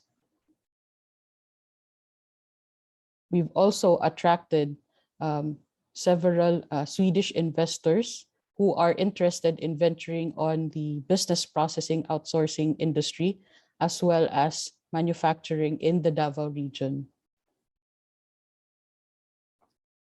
Singapore is also closely working with the Philippine government, particularly the Public-Private Partnership Center, which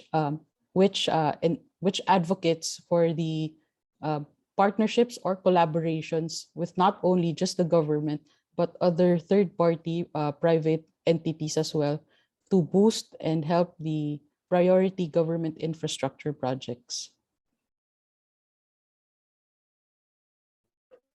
We've also had a tie-up with the French Development Agency to help our central banking authority empower marginalized sectors for them to be able to access financial products and services. This is the central banking authority's thrust to allow or give Filipinos more access to financial products, electronic banking, and such. And lastly, I believe there are also the Philippines has also started attracting investments from cloud computing investors who are already planning or collaborating for the transfer of their services to offer cloud and networking technologies at scale. Chinese solar firms have likewise expressed their interest to offer capital or collaboration in the power sector. This is where Long E Solar has expressed their interest to the Philippine government. And lastly, the Japan Sojitz has provided at least 7 billion yen in shares in LBS Digital to engage projects to build more cell towers and provide more mobile services in the metropolitan areas and remote islands. South Korea that recently invested 5 million pesos for electrical vehicle plant in one of the provinces in Negros Occidental. And lastly, based on this report, the net inflow of foreign direct investments has actually jumped 40% to 6.37 billion in the first 8 months from 4.5 in the same period last year. And that wraps up my presentation for investing in the Philippines. Thank you, Tanya. Thank you very much for your sharing. Hold on, let me stop this one. Thank you, Tanya. Thank you very much for your sharing this morning. By looking at those few last slides, right? So it seems that because I realized that those dates are actually quite recent, you know, they are actually 2021, basically. Yeah, it's basically something that's actually happened during the pandemic. So just out of curiosity, Tanya, how's Philippines actually manage the pandemic situations? The Philippines has been doing its best to be able to achieve a high vaccination rate. And just recently, this month, we've actually eased the the quarantine restrictions and allowed for more business activities and establishments to operate. I see. Did it impact the domestic businesses? With so many FDIs still coming in, your government has really done a lot of work. And then these are like all infrastructural based and telco, and basically even the IT. So I can see it's actually quite a widespread. It really give a little bit of a push to Malaysia to really look into this same FDI kind of results that, you know, like all countries should actually fight for. Yeah, so Tanya, just wanted to check, Philippines being a country mainly made up of islands, right? Philippines. Yes. Does it restrict growth? Just out of curiosity, how does your government, you know, like sector the growth and maybe economic zone like what Thailand is doing? Can you just share a little bit about what was your government initiative when it comes to this part? Well, during this time of the pandemic, the national government actually provided support to all the local governments, which had more insight or knowledge on the economy at the local government stage.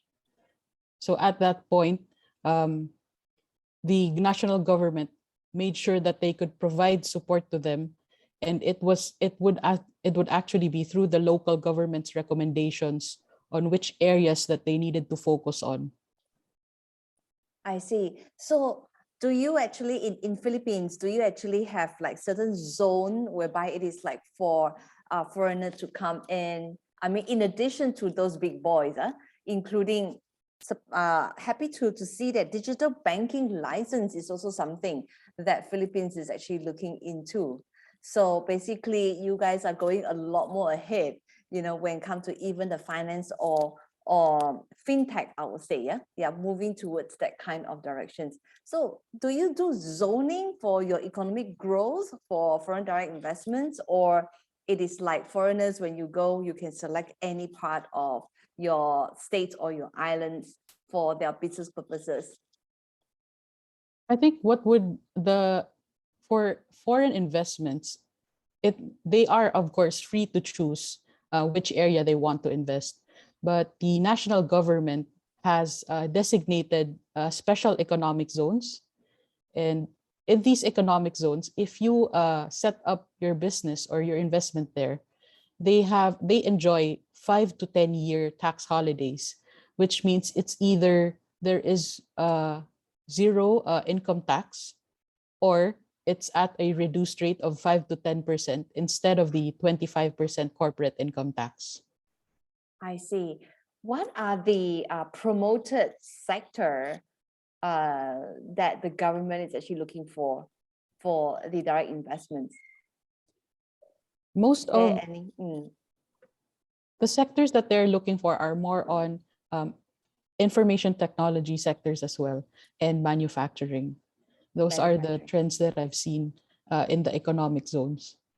Right. So for the Philippines, basically, because there is a questions from the audience as well. Maybe we take on these questions.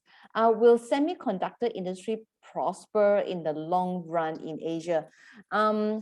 Participant, we're not sure whether our panelists will be able to answer this. I think we probably will be able to try. Tanya would like to maybe just give it a go. Yeah, whether the semiconductor industry, because just now you mentioned about what the government is still looking for is actually like the manufacturing sector, maybe Yes. relocation of some plants over to Philippines or whatever. Well, it can be from government perspective or from your personal experience perspective, whether do you think semiconductor or in this area of industry, whether it's still prosper in the long run? I will pose the same question to the rest of the other panelists, yeah, just in case you can prepare your answer later on.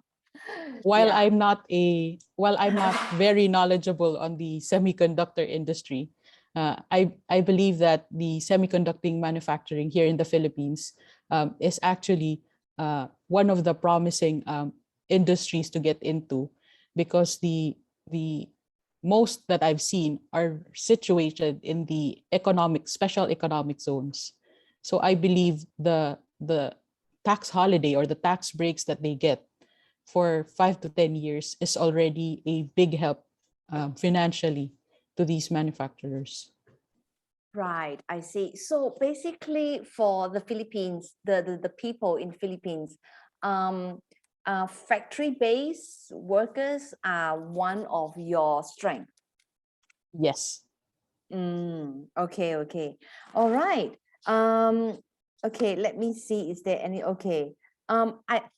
I think that's all that I have. Yeah, for our sessions over here. I'd like to be able to open up a roundtable discussion. Yeah, the time now is 11:54. Our sessions will basically end by 12:30. So everyone, for all my panelists, yeah, let's come on board right now, and let's have light and easy, free and easy chit chat, yeah, for the next half an hour regarding some of the questions that was actually being posted. Maybe we'll start from this particular one, because in fact, even in Vietnam, Indonesia, Thailand, and Philippines, the production part of the industry, it's still pretty much the backbone of the growth in many areas. Even though we try as a country, we all try to pivot to something that is, like high technology or medical field, etc. But that is like something to develop. But at this current moment, I think most of us are still pretty much on this one. So maybe I'll start from Stephen. What's your thought on this particular one? The semiconductor industry prosper in the long run. I think in the long run, we're going to see a lot of growth in Vietnam, at least in the semiconductor industry. We've had, with US-China trade war, we had several Korean and Japanese manufacturers move their plants from China to Vietnam, like Foxconn out of Taiwan, and Samsung has opened facilities here. So we're seeing a lot more high-tech manufacturing than we have in the past, and I think that's only going to continue as Vietnam becomes more capable of dealing with clean rooms and all the necessary technologies for manufacturing microchips and semiconductors and all the things that go into phones and computers and whatnot. So I think it's a positive outlook for Vietnam. Prambun, what about in Thailand? I understand the S curve, but how about in Thailand? Yes, I think I stand by the same position with Stephen. I think there is still a market for this industry to grow. However, I'm not sure about for a new market entry to enter the industry. Yeah, so for now, I think there is still a room for the existing operators to penetrate the market, in my opinion. But anyway, I'm not a business expert, so yeah. But observation on my observation, yes, I think there is still a room, especially during our developments. I think there are needs for supplies from this industry. Ideal? Well, I think it's pretty much the same like Prambun and Stephen, but again, I'm also not a business expert, but Indonesia is actually quite unique in terms of trend of business, because actually, like I said, despite the pandemic, actually by the end of 2020, hotel and restaurant is actually increasing. The sector is quite increasing in Indonesia. It is top 10 of the investment in Indonesia. So it's the investment climate in Indonesia is quite unique because of so many diversity of activities that can happen in Indonesia, and I think it's totally depend on the investors which market or which area they want to penetrate. So I cannot really talk much on that, but that's the situation it is as far as I'm concerned. Yeah.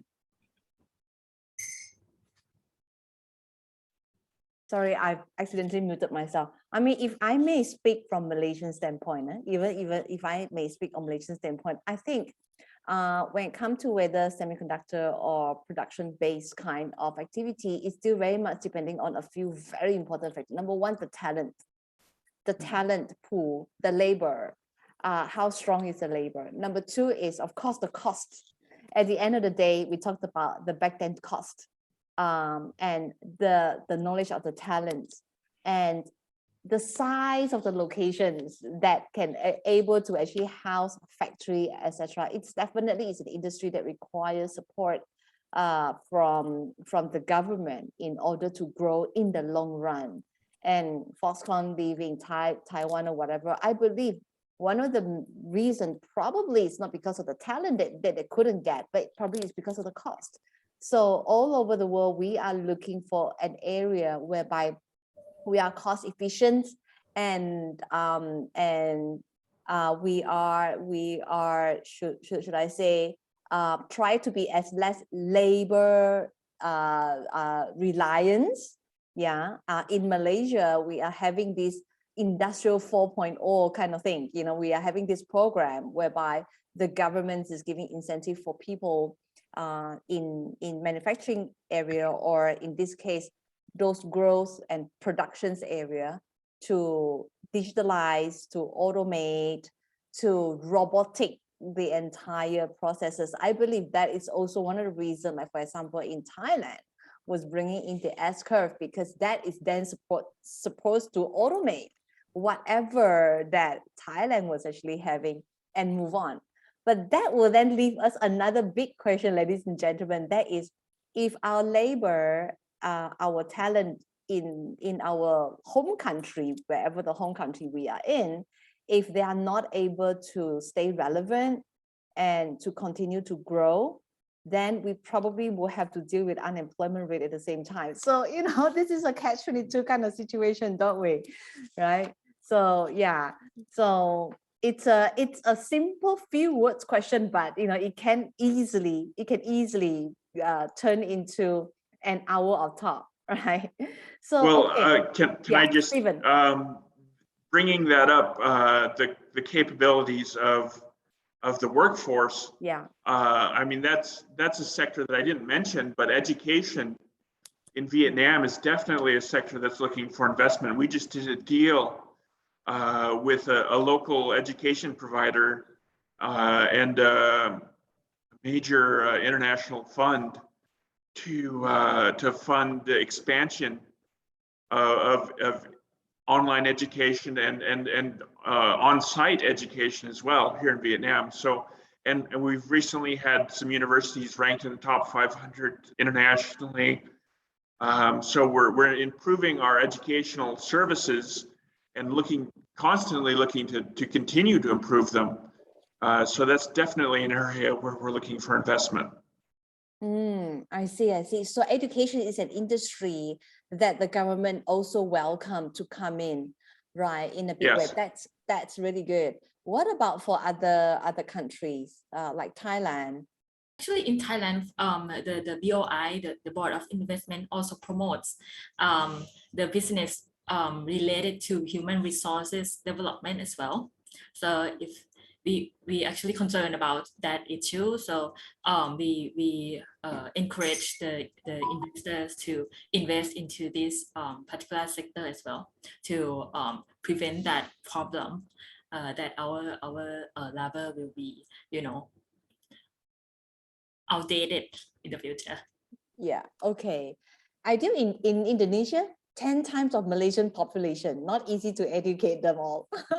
I think the issue in Indonesia is I think we have the talent. I'm pretty sure we have the talent. I mean, among 300 million, I don't think that any industry is it's difficult to find like 500,000 people with talent. I think the problem is the support and the business environment that provided by the government. Because I think the idea from the government at the moment is to support businesses or industry that can absorb lots of workforce. Yeah. So that's why the first 5 investment that are booming in Indonesia is like machinery and equipment industry, electricity, gas supply, transportations. So at the moment, I think in terms of technology, especially in creations of semiconductor, I think I don't think we will see that in short time in Indonesia, because like I said, the business atmosphere is not quite supportive at the moment, not conducive at the moment. Even to relinquish land is pretty much difficult, and as I understand, for that kind of technology, industrial technology, semiconductor, I think it's more sophisticated than just finding establishing a factory, and they need to have a strict SOP, which again, I'm not saying that Indonesian workforce is not competent. It's just that I think the policy. Yeah, the policy, and even some competent workforce is not willing to work in Indonesia. Right, I see. I am so happy to actually have such a bold and open discussions regarding this, because this is very important for foreign direct investment to any country to actually understand it. I always tell this to over a coffee sometimes, about a lot of time business runs way ahead of policymakers.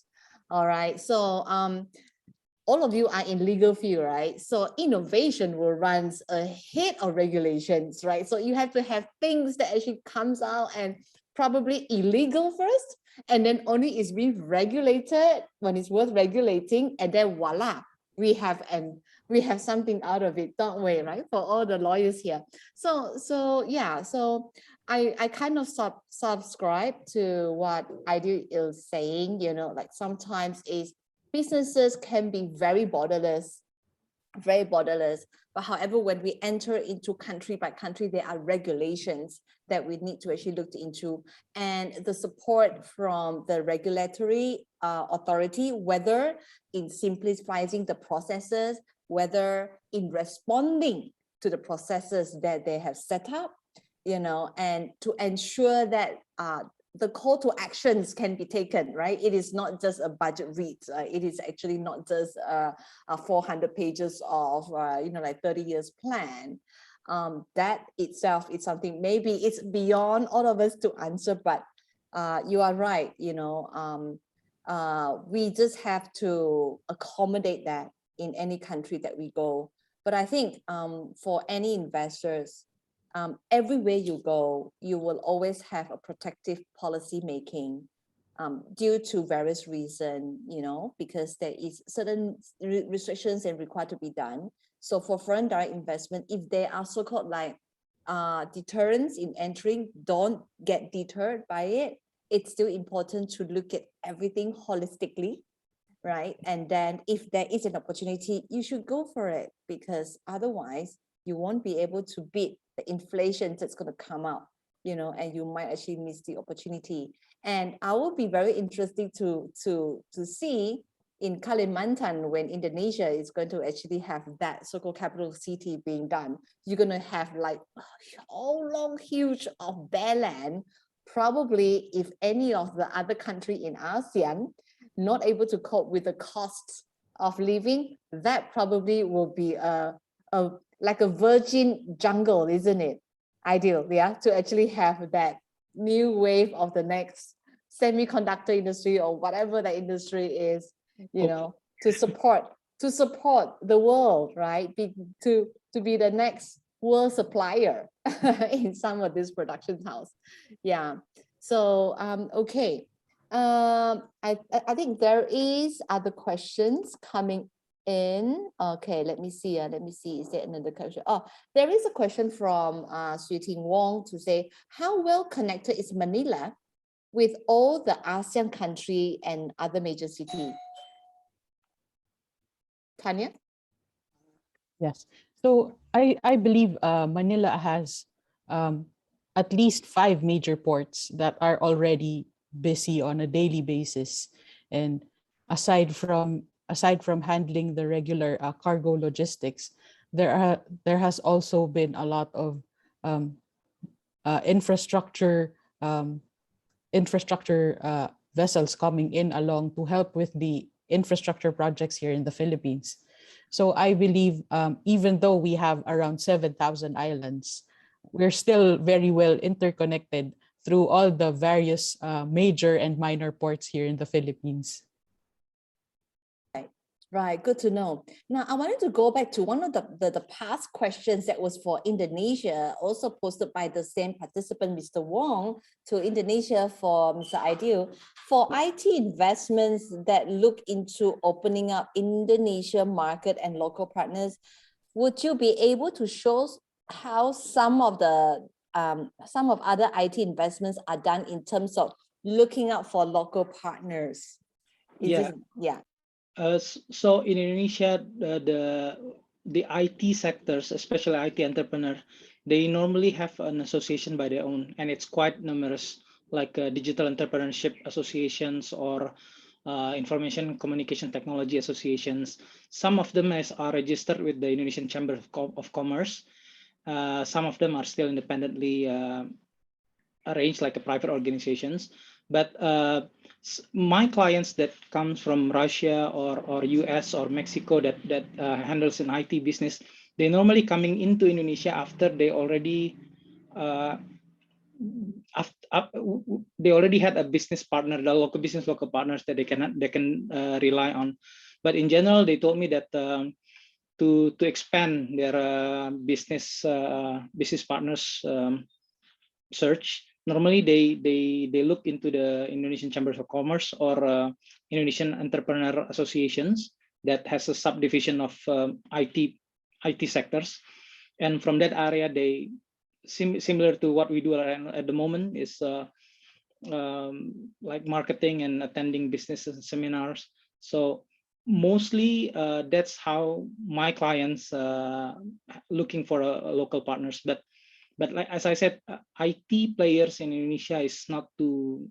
I mean, the major players are big companies, so it's not quite difficult for them to look for a reliable business partners.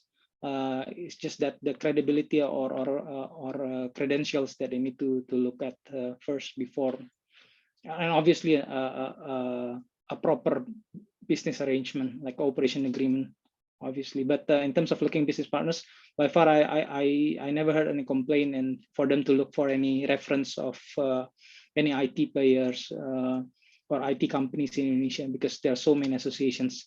Yeah. Yeah, true. I think I do actually pick up very important parts. That is when you are about to go overseas to invest, whether from Vietnam to Malaysia or Vietnam to Thailand or Thailand to Philippines or vice versa, right? So any part that we go, we actually probably have to start from our local chamber of commerce.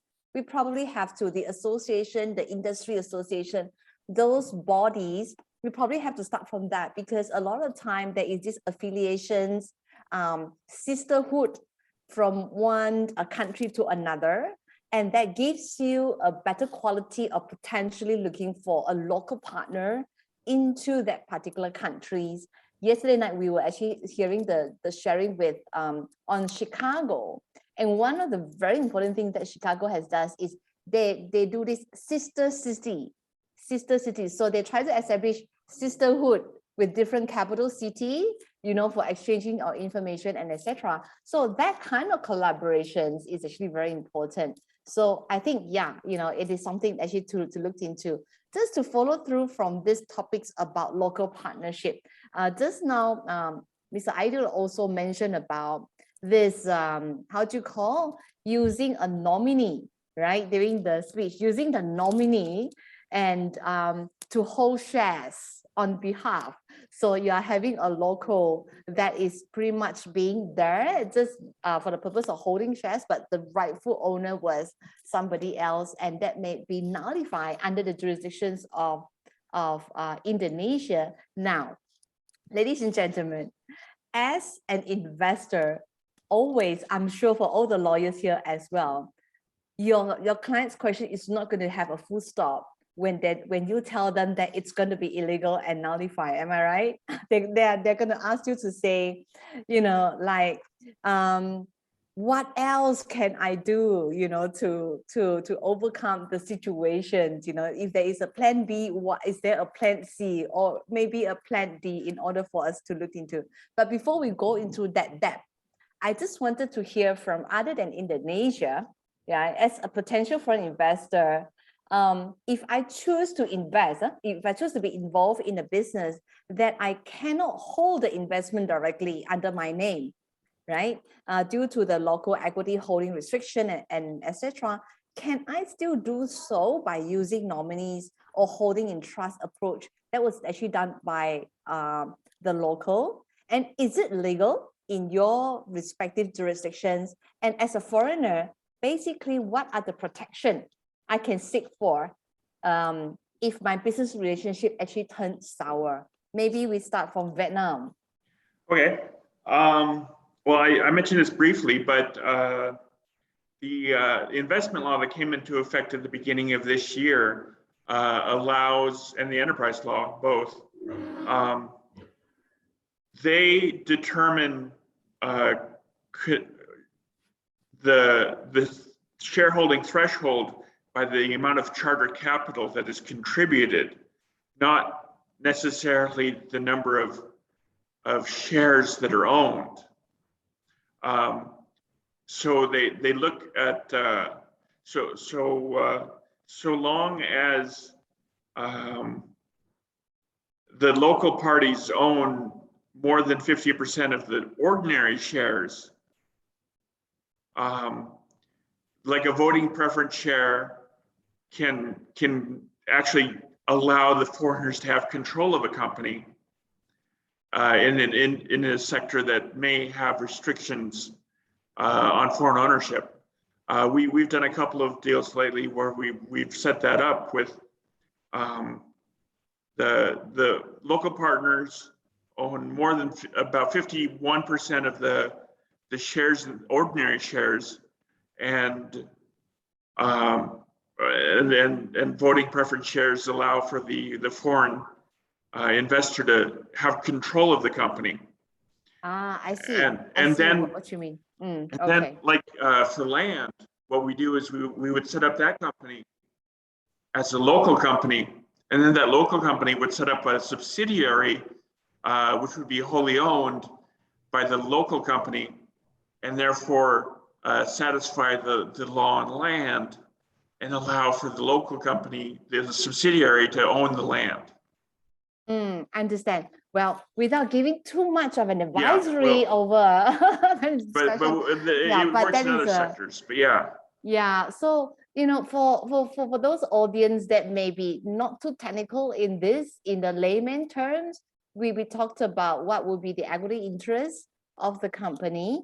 Maybe that's actually for the purpose of dividend repatriations or whatever, that distribution, but that could actually be segregated with the voting rights over certain matters or something that can be structured using a different classes of shares, right? Yeah, sorry if I got technical. Not an issue, not an issue. Well, you see, sometimes you need to go to the technical part so that they will pick up your phone number.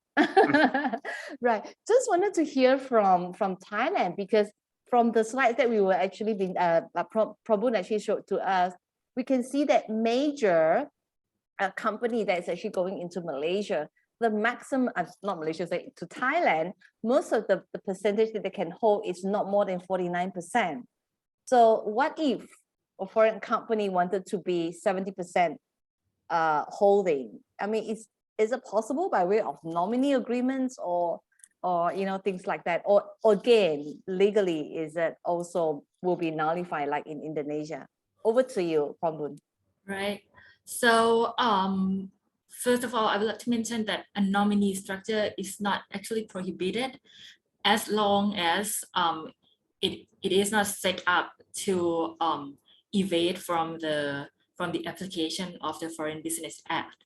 So, for example, you can just appoint an attorney in fact to hold the shares on your behalf, or you can hold the shares in trust as well. But for a foreigner to have a Thai nominee to hold the shares on its behalf to avoid the application of the law will be illegal. So there are several options that you may go in order to have the full ownership in the company. The first one would be to apply for the business promotion. That would be the best option that I would suggest, because that will provide you with all the incentives, and also you can 100% own the company. However, if you will be investing in businesses that are not eligible for the incentives, maybe you can apply for the foreign business license as well. The foreign business license is quite general, so you can apply from the Ministry of Commerce. It takes quite a long process to achieve.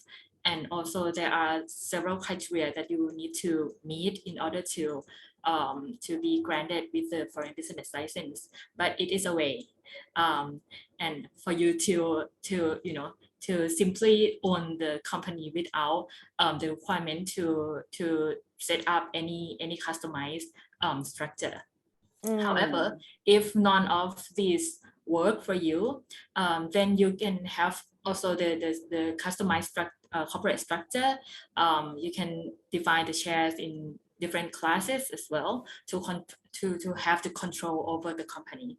So there are options that you can hold the preferred shares that will provide you with some extra votes or some specific scheme of dividend contribution as well. I see. Okay. What about in Philippines? Is nominee structures allowed, for a company that's come in when there is a foreign ownership restrictions? For the Philippines, as a rule, nominee agreements are also allowed as a general rule. But when it is used to thwart or circumvent the foreign ownership restrictions, then that's when it becomes illegal. So the Securities and Exchange Commission has actually been very stringent when it comes to nominee shares, in such a way that there is a separate report for beneficial ownership. So Right. nominees must report the beneficial owner of the shares they're holding for. So I see. yes. So Yeah. what? So sorry. Oh, over to you, I Tanya. say. So usually, corporations taking in foreign investments would be by way of loans or other commercial agreements. I see. I see. Okay. Okay. Good.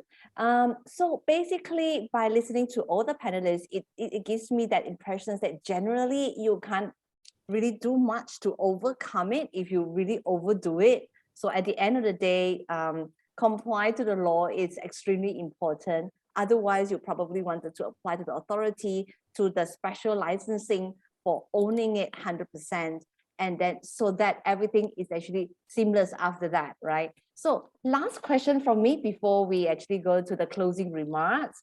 I just wanted to find out, because money laundering has always been the hot topic in business nowadays, right? With e-money, with e-wallet, with crypto, with Bitcoin, and Thailand is actually allowing Bitcoin, and it's so difficult to regulate. It's so difficult to regulate. We no longer know who should we collect the tax from. I think all governments are actually having that issue. Just wondering a very simple question. For anyone who actually set up a company in your respective countries, is it after the company is set up, is it easy to open a bank account? And normally, what are the procedures that your bank system will go through to check whether the money that comes in, whether it's genuine or otherwise? Is it okay that maybe I'll start from Stephen? Well, opening bank accounts and dealing with banks in Vietnam is personally very difficult. Corporate-wise, so long as you have the proper documentation, it should be easy enough to do. The checks that the banks in Vietnam do are on, as far as anti-money laundering are concerned, are not so much as to the source of the fund, as to the funds, as it is to the individual or the company that is sourcing the funds. So it's the know your customer, the KYC requirements. And those have actually just gotten easier because earlier this year, Vietnam passed some legislation that allowed for electronic KYC. So banks can now confirm the identity of at least for personal bank accounts, of individuals through digital means, like having a Zoom call to identify the person, to match them with their ID. As far as corporations are concerned, right. It's not as strict as some other jurisdictions. Like Singapore is very strict as far as that is concerned, but Vietnam, it's still okay. Yeah, well, I don't believe we have to go all the way to a beneficial owner. Right, I see. Okay, So understand. yeah, So it's like answering questions, going through the protocol of the KYC, and then once done, then money comes in. Yeah. Okay, that's good. What about in Thailand, especially with digital money is actually allowed? Yeah. How does your bank control this? There are also KYC requirements in Thailand as well.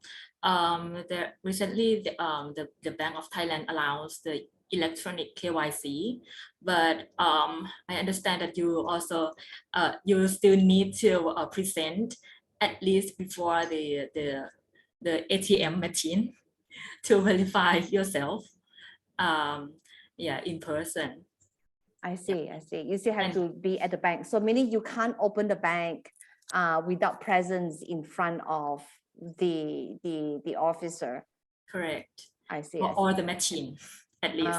Okay. Yeah. So and, for the anti-money laundering, the Bank of Thailand requires a report to be submitted if the amount of the fund transfer outside Thailand exceeds the minimum amount. What is the minimum? What is the amount that they need to report? I remember that it's 2 million Thai baht, but I'm not exactly sure. Yeah. Okay, sure. Tanya? For the Philippines, we also have KYC rules, and it was actually fairly new as well that the central bank allowed electronic KYC.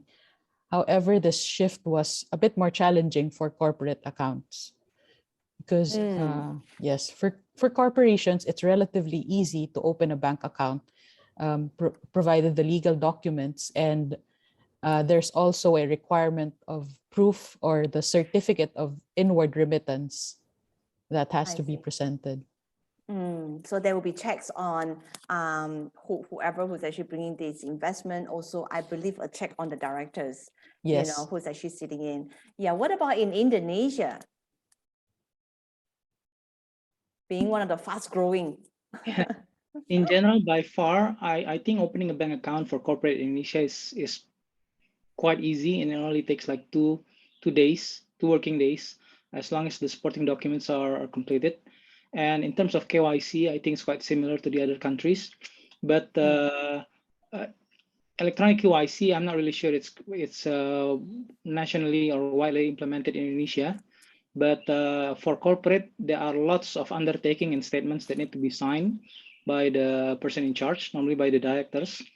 So, and the bank has like a full authority at any time the legal enforcement officers or tax office inform them that there are some suspicious or unusual activities to this account. The respective bank needs to cease or put the account to be freezed momentarily until the relevant company is giving clarifications to the authorities. So I'm not sure they Indonesian bank at the moment like do a profiling, a thorough background check and profile in terms of the money, where the money come from. They just rely that from the company giving a statement that this money is not coming from any criminal activities or money laundering or terrorism. And if they found otherwise in the future, the bank will seize on behalf of the government. I see. So they will seize the bank account if, you know, you probably can open the account very quickly, but it doesn't mean that the account open, it's not going to be taken control by the government eventually if it is found that there are certain investigations required to be carried out. Okay, great. Thank you so much, everyone. Now, the time now is 12:29 according to my computer here. This is a Malaysian time, okay? So a closing remark from everyone, maybe a quick 1 minute from everybody about, you know, to actually speak very quickly about a closing remark in maybe welcoming investors or anything. It can be anything. Okay, since I've been starting, yeah, start. Yeah. Vietnam is a great country for living. The food is good. Some of the best food in Southeast Asia. Sorry, other countries, but the people are friendly, and the legislation governing investment is increasingly not opaque, the opposite of opaque, transparent, and it's easier and easier for investors to come into the country. So if you have any questions, please feel free to contact me. We're more than happy to help. Okay, thank you, Stephen. Thanks, Prambul. Yes.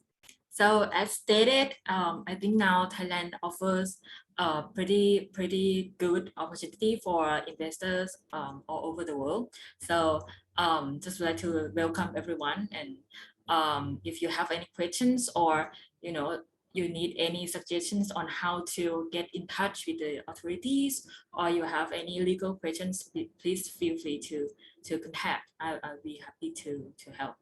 Yeah, so all the panelists, please type your contact details down at the chat room, and our team will actually post it to the hop-in, yeah, for them to actually in contact with you. Next, Ideal. Well, yeah, we must acknowledge that Indonesia still have challenges in implementing regulation and setting up a sophisticated rules in terms of investment in Indonesia. But actually, it doesn't stop foreign investment coming into Indonesia for the past like 3 years, even during the pandemic. So I think it's a testament by itself that this country has a prospect in terms of business expansion from by foreign investors, and especially in terms of manpower and local market. I think if the investors found already convinced on the market that they may have in Indonesia, I think it's quite easier for them to set up a business here and progressing since the establishment. And that's by far what I'm witnessing with my clients. Well done. Thank you. Tanya, Philippines? For the Philippines is a growing and resilient economy with very competitive pool of resources, always welcome in industries in manufacturing, IT, and other basic services and other basic services. So I would like to put a closing statement for you to imagine yourself sipping your favorite drink on the white beach of Boracay while you're closing a deal on your investment. Wow, 7,000 island to visit. Yes. Yeah, so for Tanya and Adil, please put your contact so that we can post it. Now for everyone, please don't go away. Last 30 seconds, with us, because we are still trying to give you the contact detail for you to actually move on from here. Now, for any ventures overseas, ladies and gentlemen, it's always important for you to actually have a good corporate lawyer, a good tax consultant, a good accountant, honestly, a good company secretary for those countries who are still having this role for you to work with when you are actually venture overseas. As without proper planning, the venture might not be might not be feasible to begin with, because you will have difficulty in managing the business risk that you are not aware of. Once again, allow me to thank all the panelists this morning. For those of you who wishes to know more, please make sure that you click onto the link that we have provided as well. And we are in the midst of compiling all the contact for you. And then now, remember to sign back in at 2 p.m., ladies and gentlemen. You know why? Because we are going to China in the afternoon. Yeah? So we are going to China in the afternoon through the gateway to the east. And then after that, we have another sessions at 5 p.m. That is actually going to the west. And why 5 p.m.? Because of the time zone, right? So, okay, ladies and gentlemen, thank you very much for your time. Please sign back in the afternoon sessions. To all my panelists, thank you very much for your time today. Yeah, so thank you, everyone. Thank you.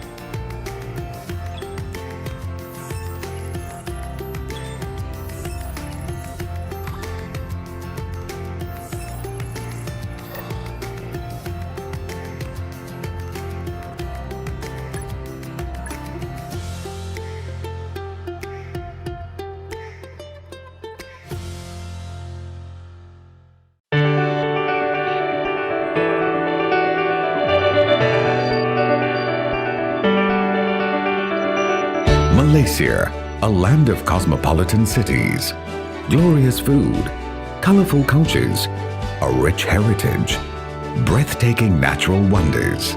But much more than that, we have our amazing Malaysian hospitality. Malaysia welcomes you with open arms. Come meet our warm and caring people. experience an ideal health and wellness retreat where we show you globally acclaimed healthcare at its best. Be cared for by internationally trained specialists at modern healthcare establishments featuring state-of-the-art facilities. Rest easy, knowing that as a growing halal hub, halal facilities and medical alternatives are also widely available. All within an award-winning healthcare destination that is closely monitored by the country's Ministry of Health. And with English being widely spoken and translators easily available, communication is a breeze. So, you are assured of safe and quality treatments at our hospitals here. Malaysia Healthcare, bringing you quality, accessibility, and affordability. It's time you experience our warmth and friendliness for yourself. Quality care for your peace of mind.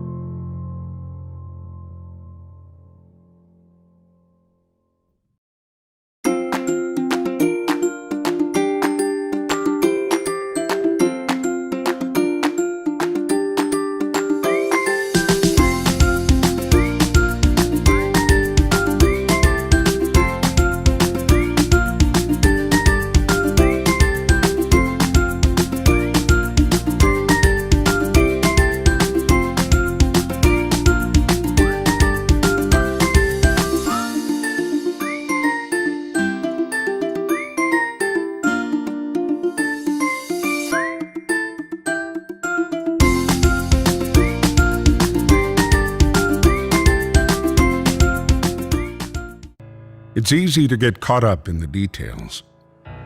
The day-to-day grind, numb to the noise, going round and round and round. Deep down, there's something missing, a void inside, a hole to fill, a life lacking. Then, in a minute of clarity, it hits you. The aha moment. You're needed. Kids need you. Kids of all kinds. All these funny, rambunctious, sweet, attention-seeking, vulnerable bundles of energy. They need your love and support. Some have huge life hurdles. Poverty, disease, hunger. And they're reaching out for you. Around the corner, around the world. You are a Kiwanian at heart, a role model, a guide, a builder of dreams. Together, we are Kiwanis, passionate and strong, ready to move mountains or grains of sand. Imagine every child reaching their potential. The power to help is in you. It's not about us. It's about them.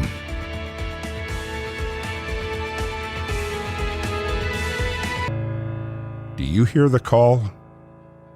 Kids need Kiwanis. Kiwanis needs you.